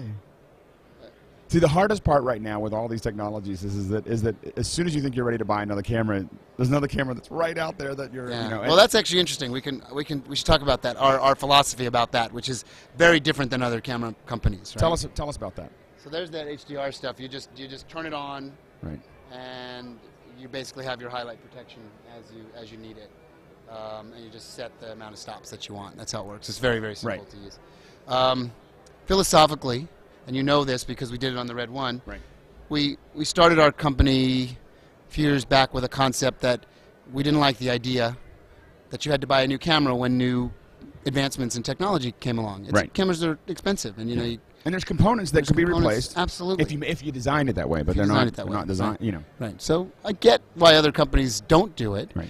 But we had this tagline called obsolescence obsolete, and then it was our job to see if we could live up to that claim. Right. Right. So we did when we announced that we built a new sensor, the MX sensor for the Red One. Right. And then we did an upgrade for customers' cameras, and it cost far less than buying a new camera. Right. And thousands took us up on it. In fact, almost all of them. And now there's thousands of these MX cameras all around the world. It was a huge jump. It was incredible that you could just for one investment just pop up and suddenly you had a whole new camera. Right. Yeah. So we noticed it night and day as soon as we started. Oh yeah, it is night and day. I mean, it is a major advancement. The thing was, as soon as you saw it, you were like, you're never going back to the other. You'd ask someone, I got a Red, and I'm like, has it been MX upgraded? Red? Yeah. I was like, because we're not going to go back to that. Which was great when it started. Yeah. It still is. Yeah. I mean, it's just not as sensitive, and the dynamic range is a little less. And you know, a Red One with an M is 320 ASA comfortably, and a Red with an MX is 800 to 2000 ASA, which is of course for indie filmmakers that don't have huge lighting budgets and stuff. It's a huge advancment, right? Absolutely. So I'll show you the back of my shirt at some point.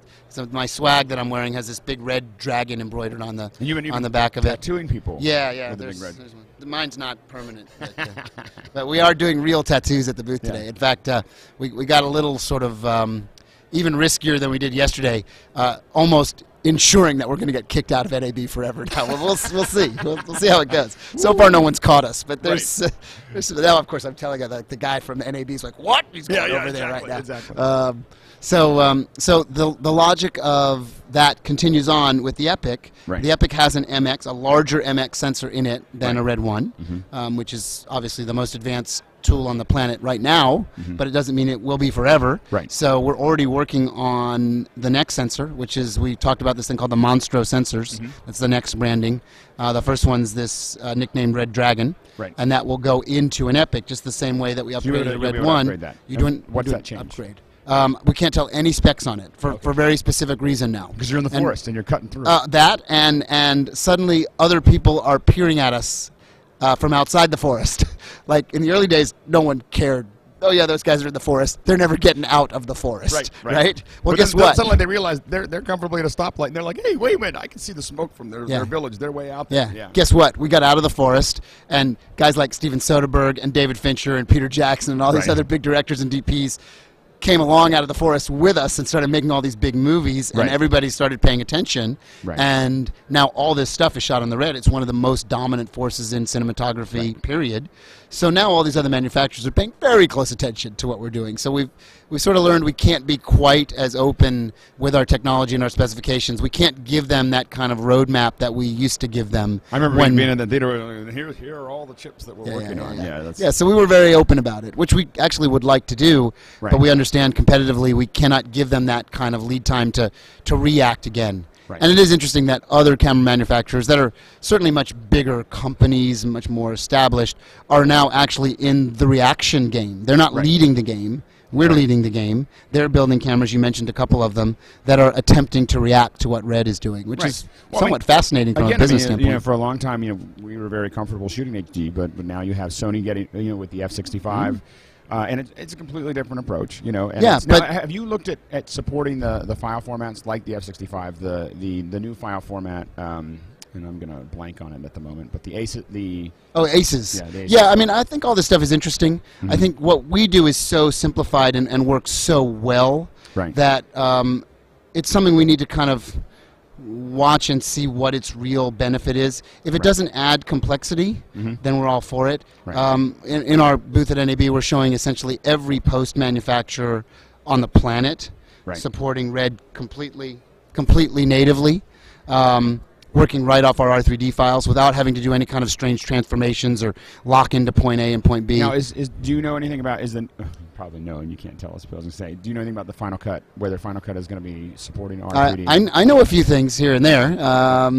I know that there was I don't know if you call it an uproar, but I know there was a lot of people sort of actually vocalizing during the meeting, what about Red? Where's the R3D support? Right. You know, Apple's obviously pretty good at keeping things close to the vest until they're ready to talk about them, so we can sort of. But unfortunately, they know that we know. They know that we're asking.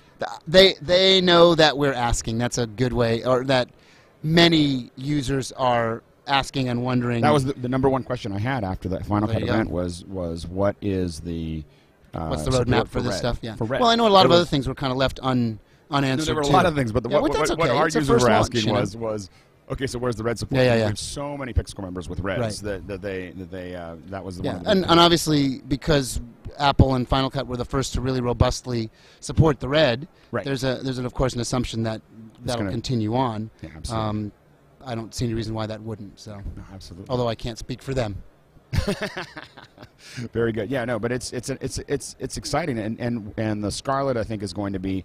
I mean, I have to admit that the numbers have gone back and forth and everything else, so I had braced myself for, well, Scarlet's going to be, 15 grand, 10 grand. Yeah, 10,000, 15,000, at $6,000. I mean, this is still might be that. We don't know, but certainly our goal is to make it into a zone that people can really afford this thing and use it. Well, I think that, and for many of us, that $6,000 to $8,000 range for many of us is that place where we're buying studio cameras. I mean, that's where I'm buying my EX1s, EX3s, in that area. And now you have this modular, very, very powerful, high-resolution camera for a price that you can buy multiple units. Multiple versions. Yeah, that's the thing that I look at.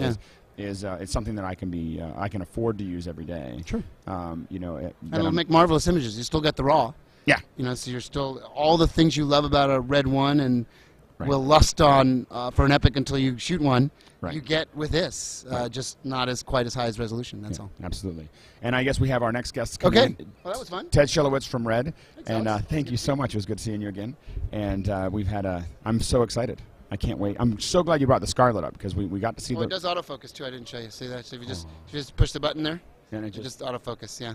That's awesome. It is another revolutionary camera, and this is we're expecting to see this sometime in the fall, maybe winter. Yeah, I would say so. That's a pretty safe bet. Yeah. So definitely keep your eye out for that, the Scarlet, and we already saw the Epic, and of course we'll have next NAB. I'm sure we'll have lots more to talk about. You never know. Well, that's a whole year. God knows what we could build by then. Yeah, exactly. Thanks so much, Ted. Sure, my pleasure. All right, take care. And now we're gonna do a switcheroo. I'm gonna be switching out. Scott Wilkinson's switching in, and we will. And so we're just gonna have a couple minutes here. You're gonna see it live.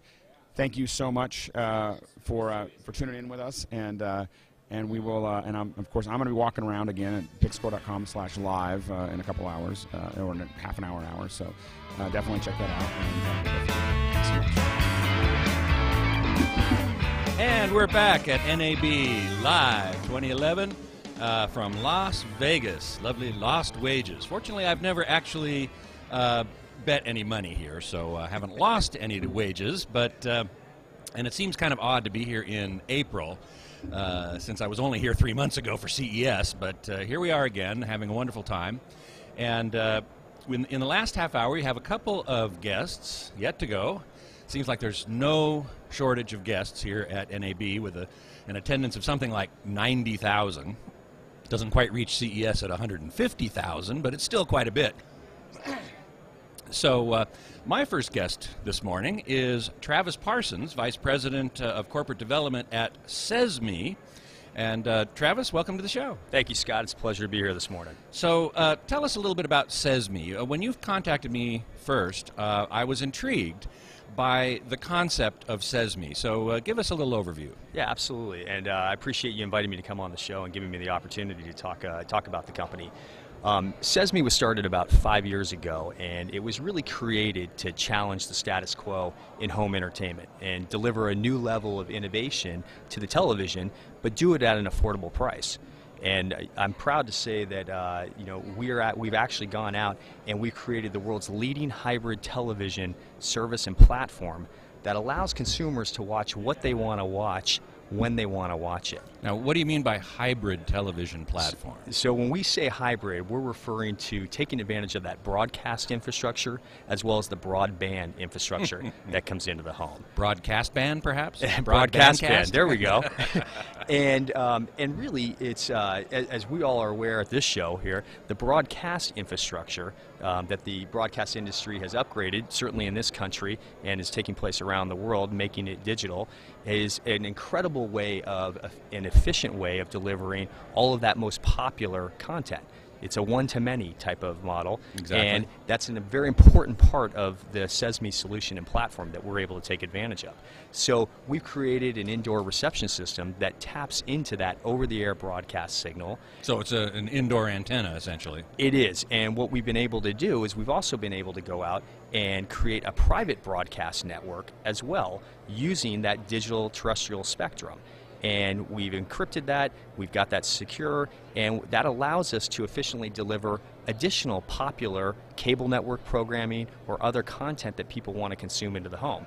And then we complement that with the broadband connection that comes into the back of the house, and that allows us to deliver all of that movie content, on-demand content, video, library content, internet video programming, whatever would make sense. So you're actually bringing in cable content over the air. So what we've done, and we did a trial down in Los Angeles last year, and that was really to go out there and prove out the technology and the platform, and that's exactly what we did. We actually delivered cable network linear programming over broadcast spectrum. What we've done now, and we've publicly talked about 2 engagements that we're doing outside the U.S. where we'll commercially launch first. One over in Malaysia. We're going to be launching with our partner YTL Corporation, the world's first all-wireless quadruple play over a 4G network using, the intent is to use 700 megahertz spectrum to deliver that programming and content. So quadruple play means what? Means what 4 things are you delivering? The 4 things we're delivering is voice, internet, mobile, and television being the SESMI piece of it. Ah, okay. Wow. And so you're in Malaysia? Or so you're about to so we will be deploying in Malaysia, which will be the first of its kind in that region, to go out there and deploy a service like this. And then we've got another engagement that we're doing with a group of Salinas down in Mexico, and that will be another deployment of actually several deployments that we'll be doing with the Salinas parent company as well as some of their subsidiaries.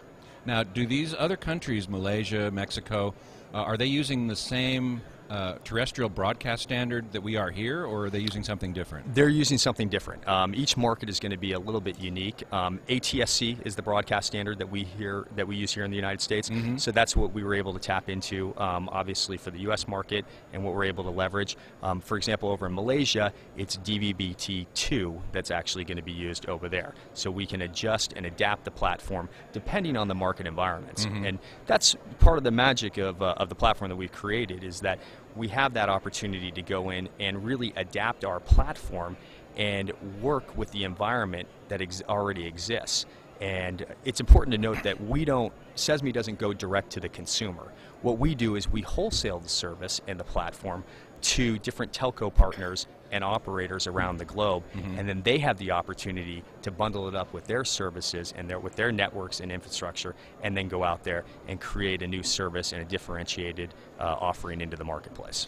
Now, you were telling me offline that you're here at the show in someone else's booth. You don't have your own booth. Yeah, we've partnered up with Invivio, which is an encoding technology, and we have actually been displaying and highlighting our platform and service alongside them in the Invivio booth in the upper hall of the upper floor of the South Hall. It's kind of hard to keep track of where everything is right. around here. That's for sure. And this Invivia has developed a new encoder for delivering high-quality content broadband? Well, what we're doing is you can deliver high-quality broadband content as well as linear, cable network programming, on-demand content, video on demand, subscription VOD, transactional VOD, whatever it may be.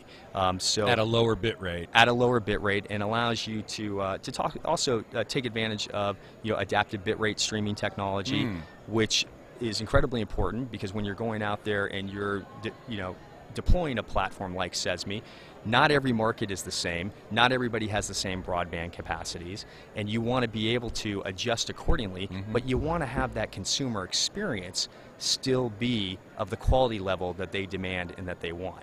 And it can't just be on the television, as we're all learning. Right. It's got to extend beyond that. It's got to be able to go out to multiple devices and all the multi-screen environments that consumers want to access their content on.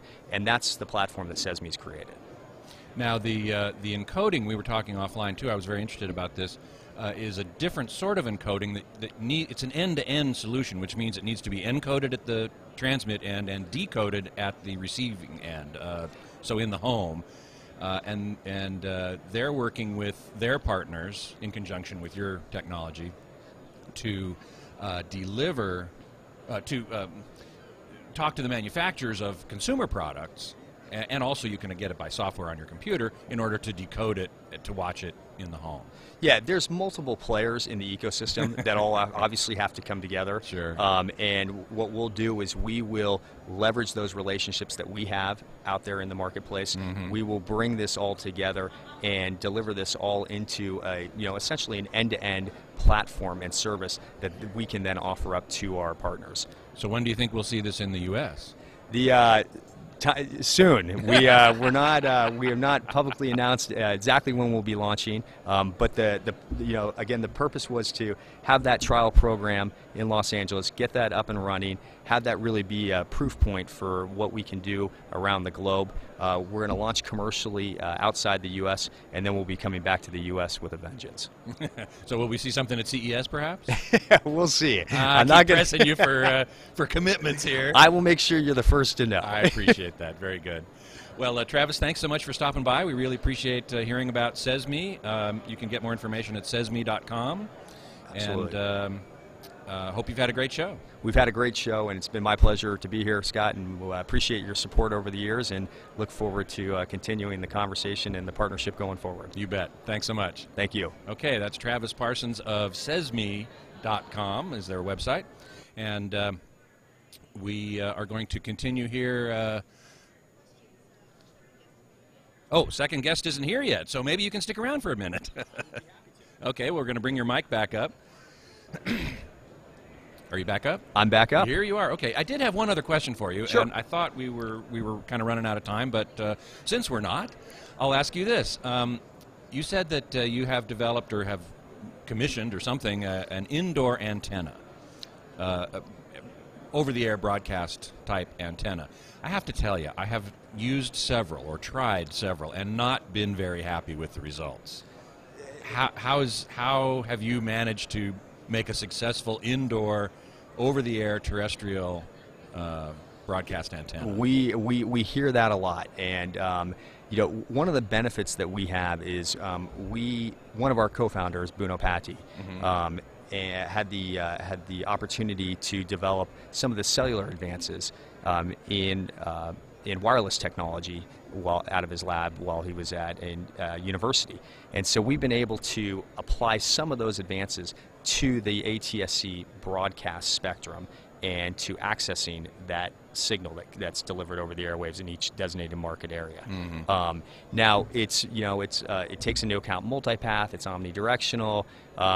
There's some software. It's not just a hardware component. There's software that's been written that allows it. So it's constantly electronically tuning and picking up those signals as they're bouncing off walls and buildings and whatever it may be.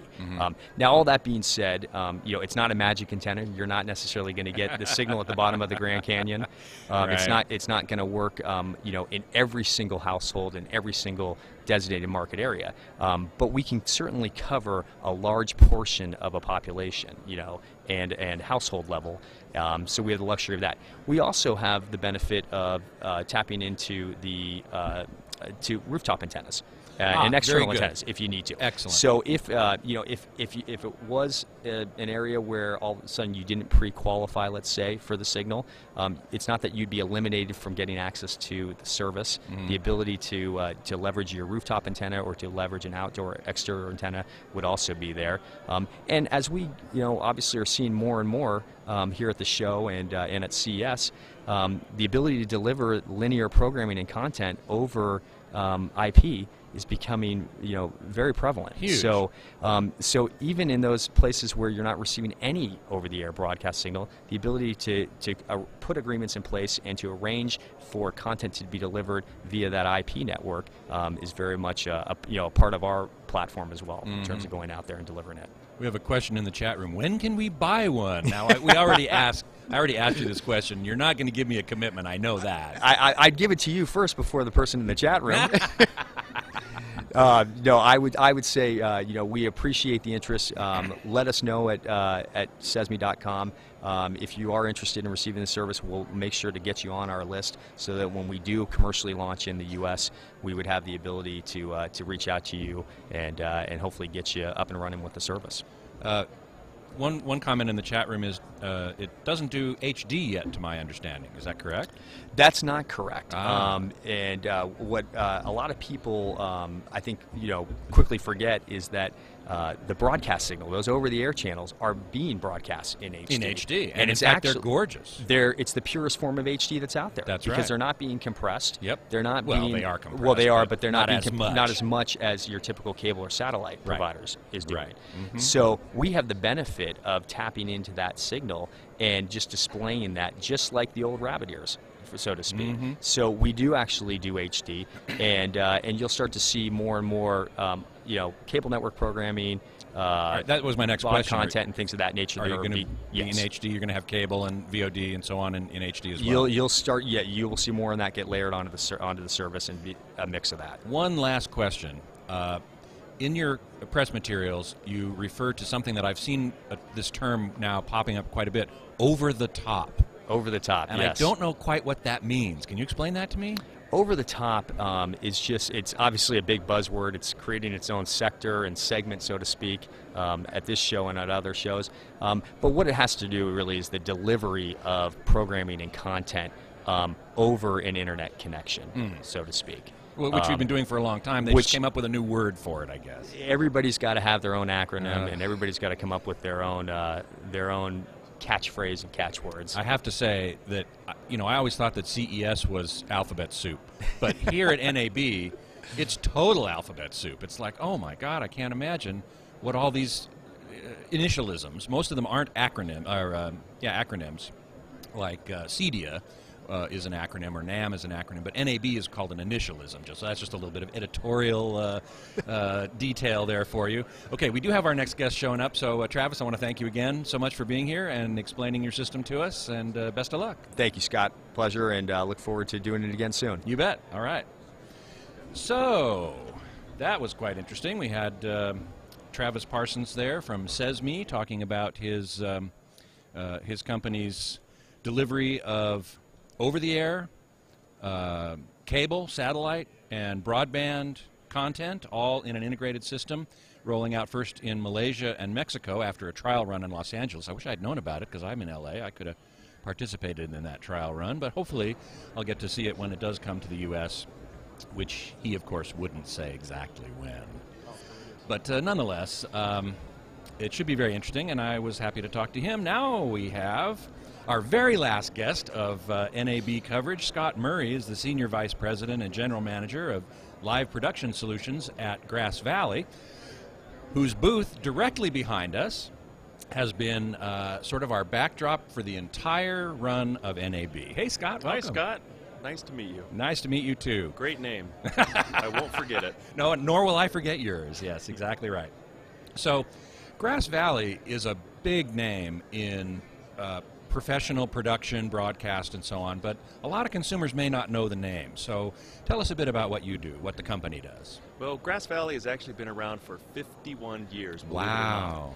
And everything you watch on TV has some component that's gone through Grass Valley equipment. It could be, well, in fact, if you watch the Olympics, you watch the World Cup, you watch Major League Baseball, the Final Four, the NCAAs, they all were done using Grass Valley equipment. We're a very instrumental in helping driving innovation in the market, and it's fundamentally, a lot of the equipment has been copied from all the other manufacturers on the floor. In fact, I was just looking at your little production switcher over here, yes, which is modeled after the original one that was 45 years old that was done. No kidding. Yeah. So probably the control surface more than anything else. Yes, control surface. Because, which is the actual piece of hardware that the operator pushes the buttons and moves the levers and that sort of thing in order to switch the video from one camera to another and fade in and fade out and so on and so forth. So engineers are already comfortable with that user interface, if we can call it that, and it's modeled. This one, the TriCaster user interface from NewTek, is modeled after something that Grass Valley originally developed. Yeah, exactly. The first one was 45 years. Well, actually, 1969 it came out. It was called a Model 1400, and there were continual evolutions. Now, a little known fact is, yes, Star Wars. We blow up planets. But don't let that out. Oh, okay. Well, it's just between us. Yeah, so the original Star Wars scene where, oh no, Princess Leia, don't blow up my planet Alderaan. You know, Darth Vader's blow it up. You see a shot of grabbing the lever arm and moving forward. By golly, that's a Grass Valley. Exactly.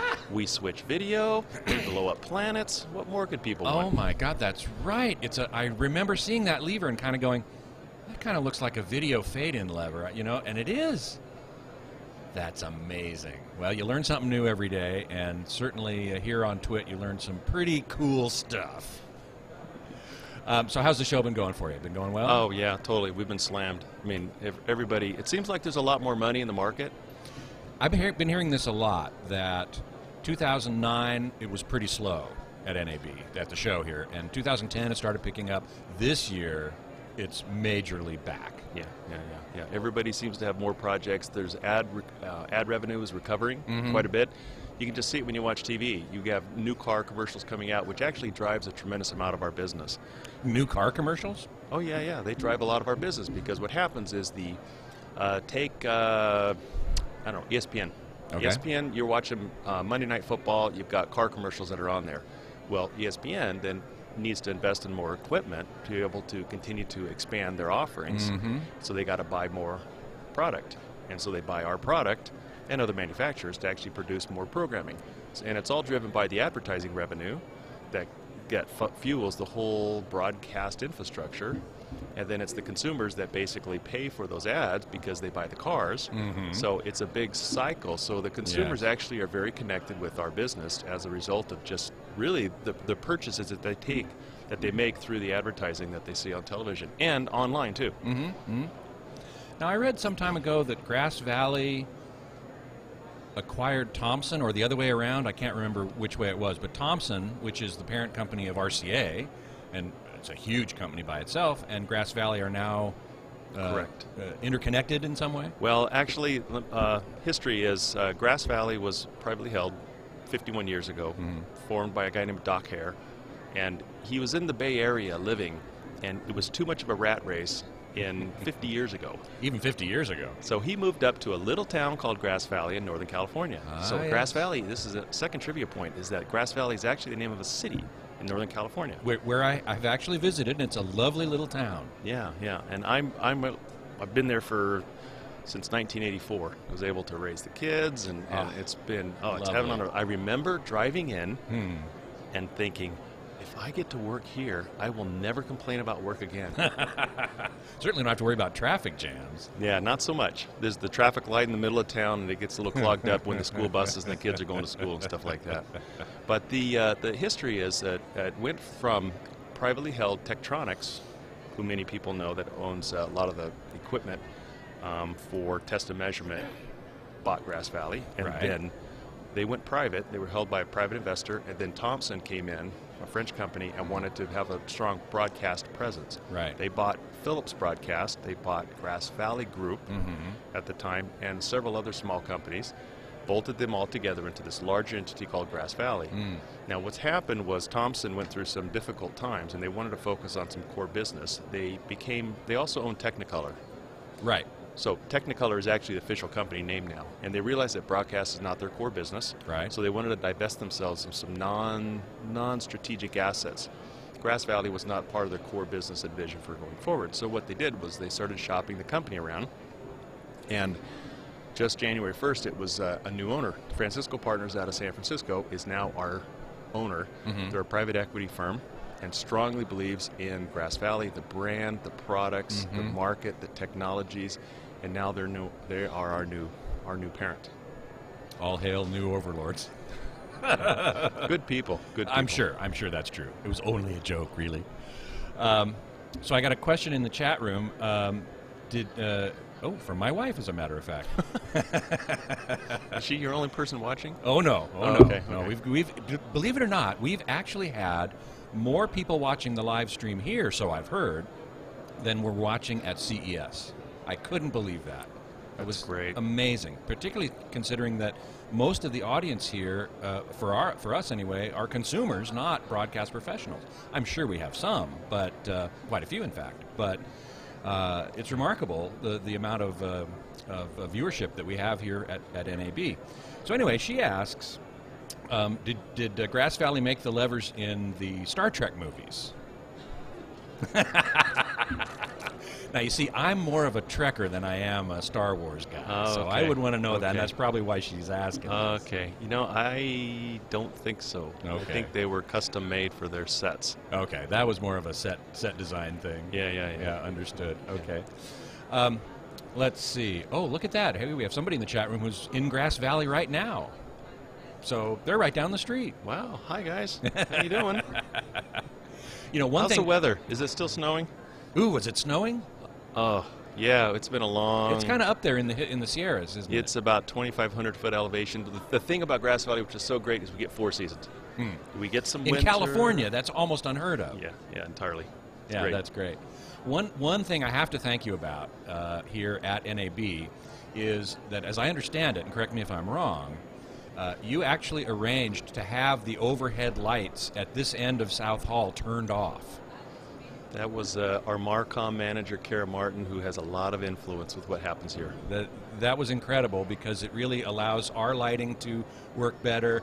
It makes your... look at that. Oh, and here okay, now we're taking a look at the floor of the South Hall, and you can see that it's kind of dramatic. The Grass Valley, of course, your whole thematic color scheme is green, which makes total sense. And here we are coming up on the TWiT stage, our skybox to NAB at the South Hall, and the lighting that we brought is under our control, and we had a little problem with this at CES with the lights overhead, and so we really appreciate Grass Valley going to the effort to turning off the lights above, which I understand cost a little money. Anything to help out TWiT TV. Well, that's great. Well, thank you so much for stopping by and for turning off the lights and for all the great work you've done for the last 50 years from Grass Valley.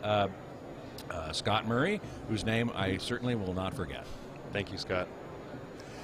Okay, well, listen, it's just about 11 o'clock, and that means it's just about time to wrap up our coverage here at NAB 2011.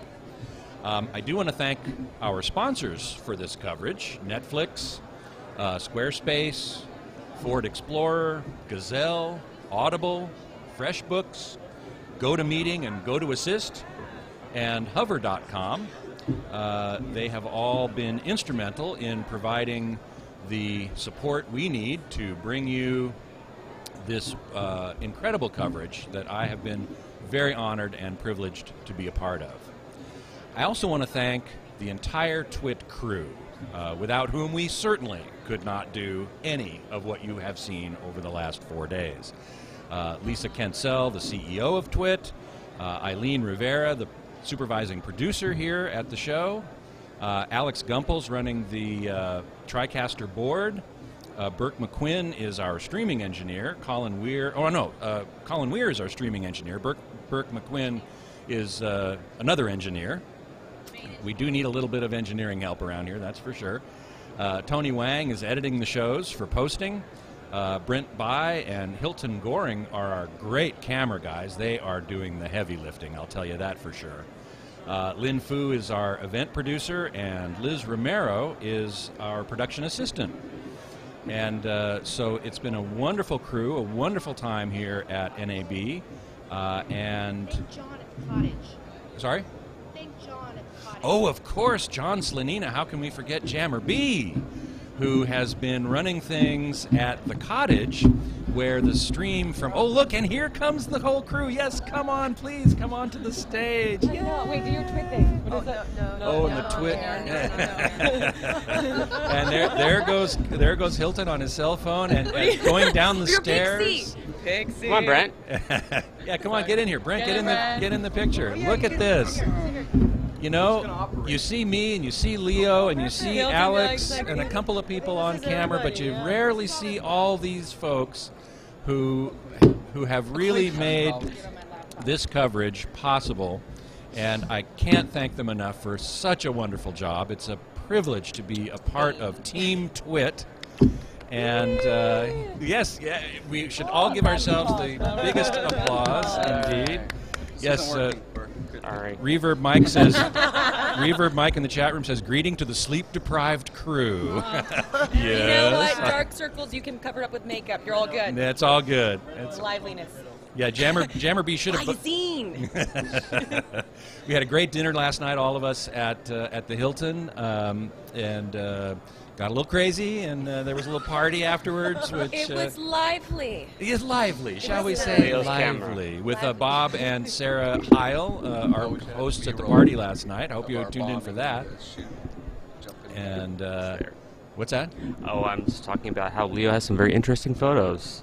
Oh, on his camera now. Yes, Leo's camera. Leo's camera, which Liz has custody of until they get back to the cottage, and there are some interesting photos on there, which I'm sure Leo will be able to. And video, we do video. Oh, that's true. That's true. He had a 5D, which does some nice video, and so I'm sure he'll be able to get that back with an appropriate. Eventually. Yes. Yes. After some editing done. Yes, we must edit some of that first, indeed. Anyway, thank you all for watching. It's been great. We have enjoyed bringing this to you. We certainly hope you have enjoyed watching it. And now I think it's time to throw it back to Leo Laporte, who's already back in the cottage, ready to do security. It's running late. It's okay. It's running late? Yeah, it's okay, though. We're not... We're going to show more NAB from the last couple of days, but we're going to say goodbye. Oh, okay. Well, we're going to say goodbye. We're going to show you a little bit from NAB for the last couple of days, and Leo's coming up pretty soon with security now. Back to our regularly scheduled programming after a bit of review from our 4 days here at NAB. So to all, farewell. Which one is it? Is that one, eh? Oh, wait, I don't know. That one. Is it that one? I didn't know.